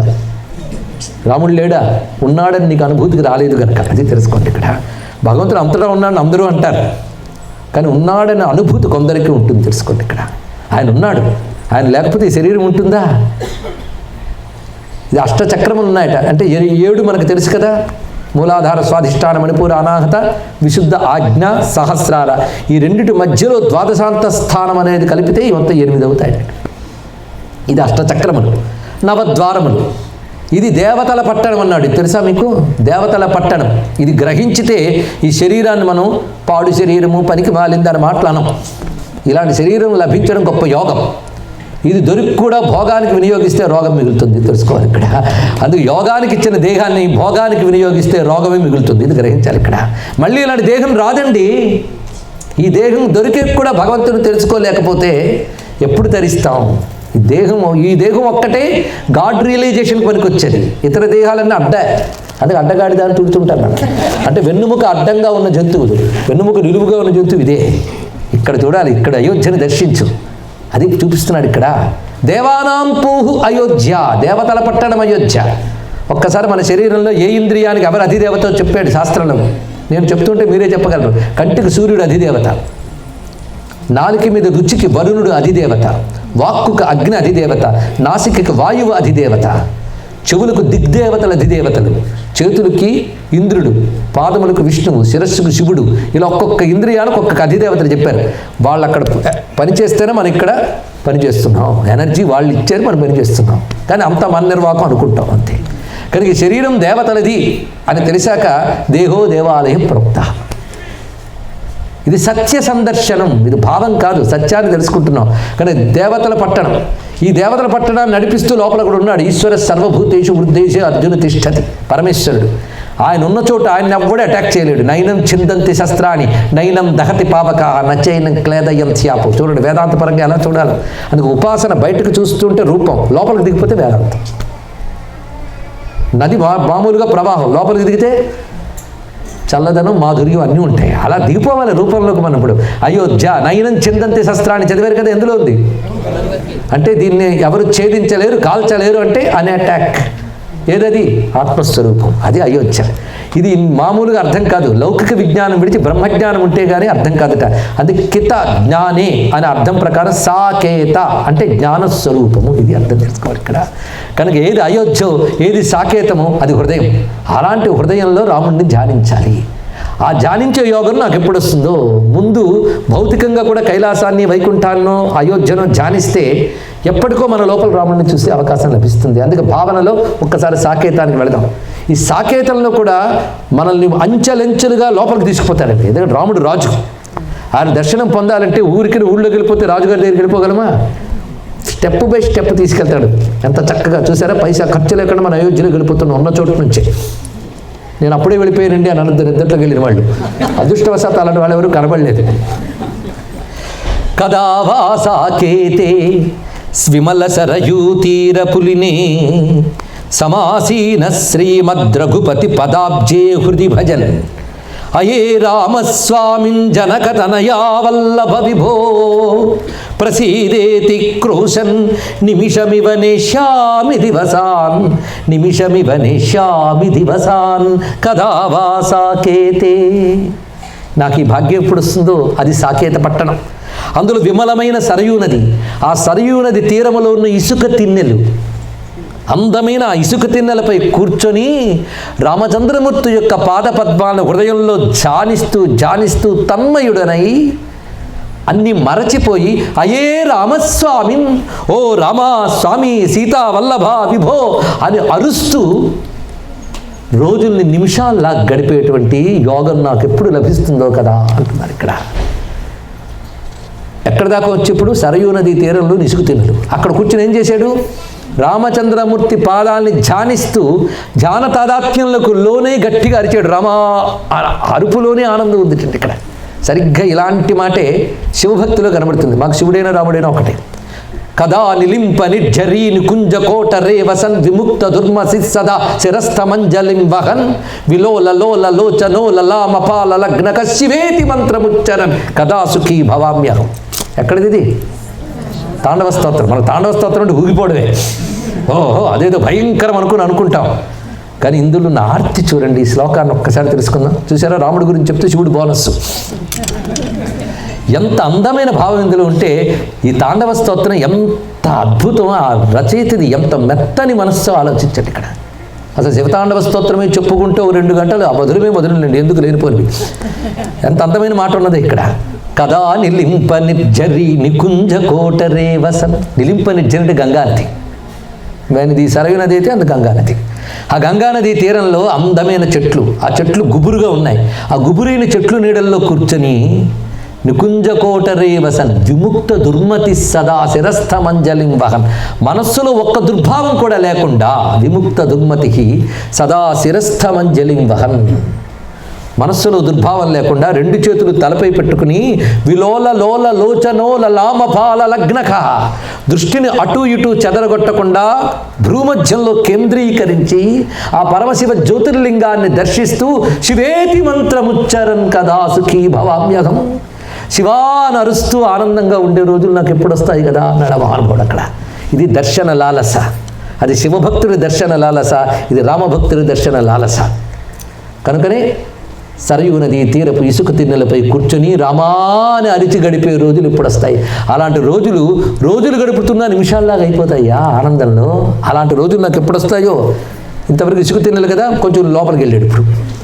కదా వాసాకేతే తరుణ తులసీ కాననతలే నివిష్టం తం పశ్యన్న విహిత విశాలోర్ధ్వతిలకం అయే సీతానాథ స్మృత జనపతే దానవజయన్ ప్రసీదేతి క్రోశన్ నిమిషమివ నేష్యామి దివసాన్.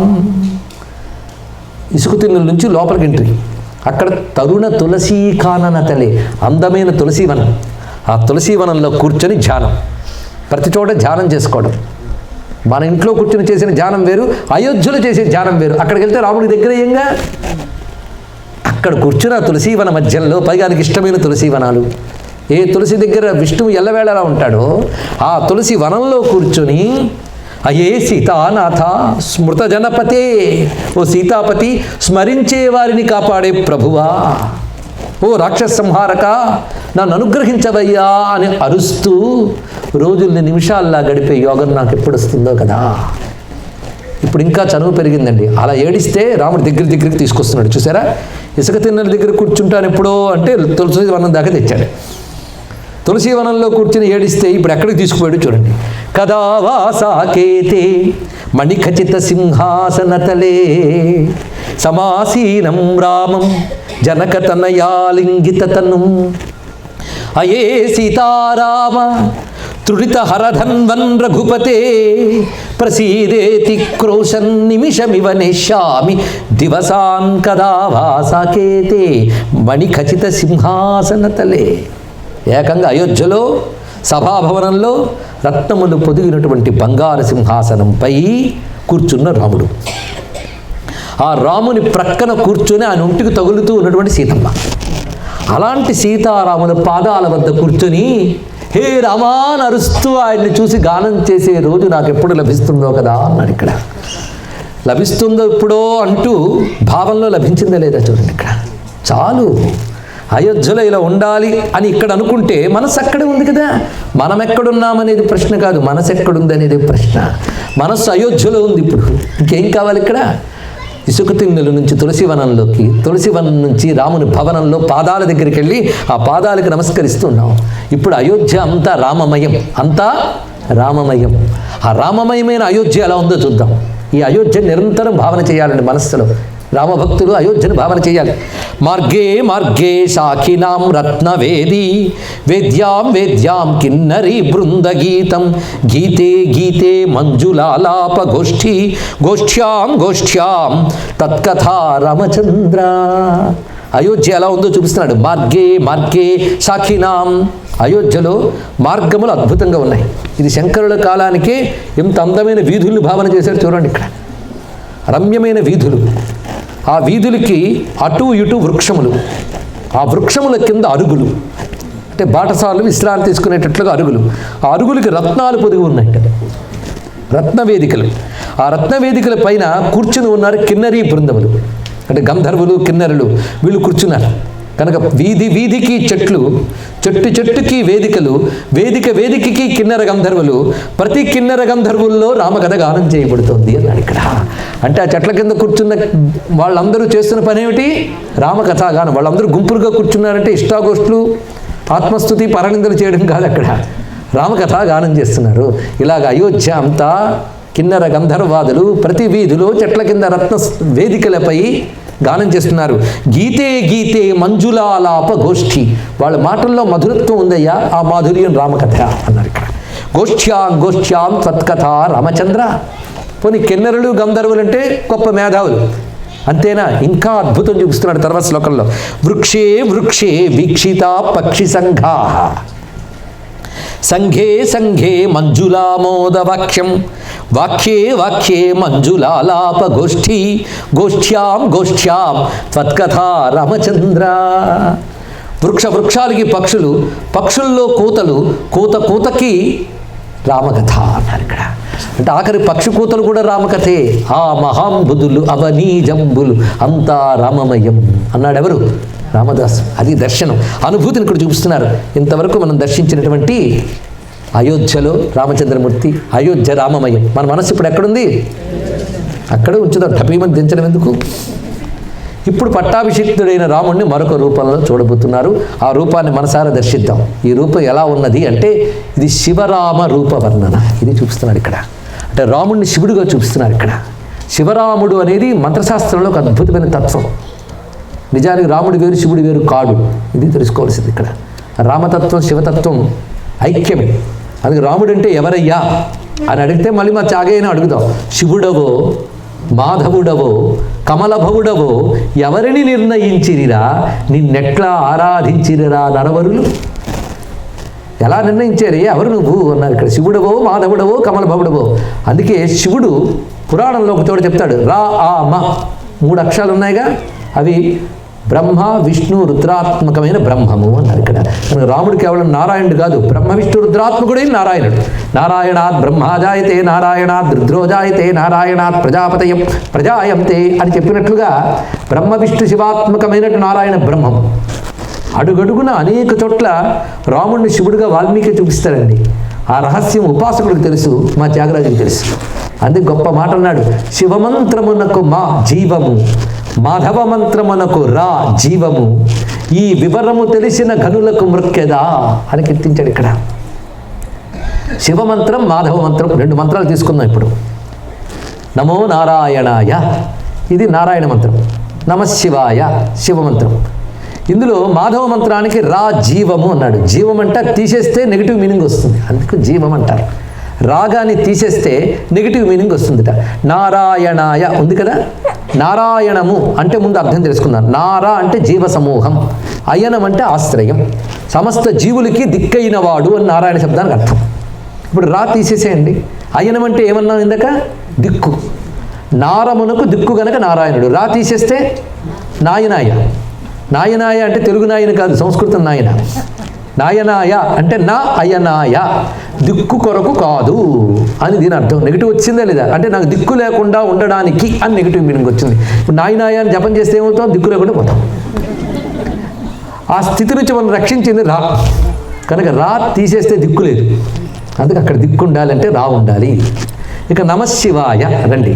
నమః శివాయ అంటే శివునకు నమస్కారము. శివుడు అంటే శుభస్వరూపుడు, శుభుడైన శివునకు నమస్కారము. కనుక నమశివాయ అంటే ఏమొస్తుంది? శుభం వస్తుంది. మా తీసేసేయండి. నా శివాయ అంటే శుభము కొరకు కాదు అంటే ఇంకా దేనికి? అశుభానికి. అక్కడ రా తీసిస్తే దిక్కు లేదు, ఇక్కడ మా తీస్తే శుభం లేదు. కనుక అక్కడ రా జీవాక్షరం, ఇక్కడ మా జీవాక్షరం. కానీ అష్టాక్షరలో జీవాక్షరమైన రా, పంచాక్షరలో జీవాక్షరమైన మా, రెండూ కలిపితే రామ అన్నారు ఇక్కడ. అది తెలుసుకోవాల్సింది. 2 మహామంత్రముల జీవాక్షరములు అక్కడ ఉన్నాయి. ఈ వివరం ఎవరికి తెలుస్తుందంటే ఇది పాండిత్యంతో చెప్పేది కాదయ్యా, అనుభూతితో చెప్పేది, మంత్రశాస్త్ర బలంతో చెప్పేది. అందుకే ఈ వివరము తెలిసిన ఘనులకు మృక్కెదా అన్నాడు మహానుభావుడు. శివమంత్రమునకు మా జీవము, మాధవ మంత్రమునకు రా జీవము. కనుక శివుడే రాముడు, రాముడే శివుడు అని తెలుసుకుంటూ రాముడిని శివుడిగా చూసినప్పుడు ఆయన ఎలా కనబడతాడంటే 18 చేతులతో దర్శనమిచ్చాడు. శివుడు రాముడైనప్పుడు 18 చేతులతో కూర్చుంటాడండి. ఆ 18 చేతులతో ఉన్న రాముడిని ఎలా ధ్యానించాలో రేపు చూద్దాం. ప్రస్తుతానికి ఆపుతాం. అటువంటి శివరామమూర్తిని తెలుసుకుని రేపంతా రాముడు శివుడిగా వచ్చి ఇంకేం చూపిస్తాడు. బహుశా రేపైనా తారక మంత్ర వ్యాఖ్యానం వస్తుందేమో పరిశీలిద్దాం. నేను అనుకుంటా ఇవాళ చెప్తాను, ఆయన అనుకోవద్దు. సంతోషం. రేపటి రోజు తిరిగి సమావేశం అవుదాం. సర్వం శ్రీ సీతారామచంద్ర చరణారవిందార్పణమస్తు. జాంబవత్ సుగ్రీవ హనుమత్ సీతాలక్ష్మణ భరత శత్రుఘ్న పరివార సమేత శ్రీ రామచంద్ర పరబ్రహ్మకి, శ్రీ రామచంద్ర పరబ్రహ్మకి, శ్రీ రామచంద్ర పరబ్రహ్మకి. అయోధ్యకు వినబడాలి. శ్రీ రామచంద్ర పరబ్రహ్మకి, శ్రీ రామచంద్ర పరబ్రహ్మకి, శ్రీ రామచంద్ర పరబ్రహ్మకి, శ్రీ రామభక్త హనుమాన్ కి, శ్రీ రామభక్త హనుమాన్ కి, శ్రీ రామభక్త హనుమాన్ కి జయ.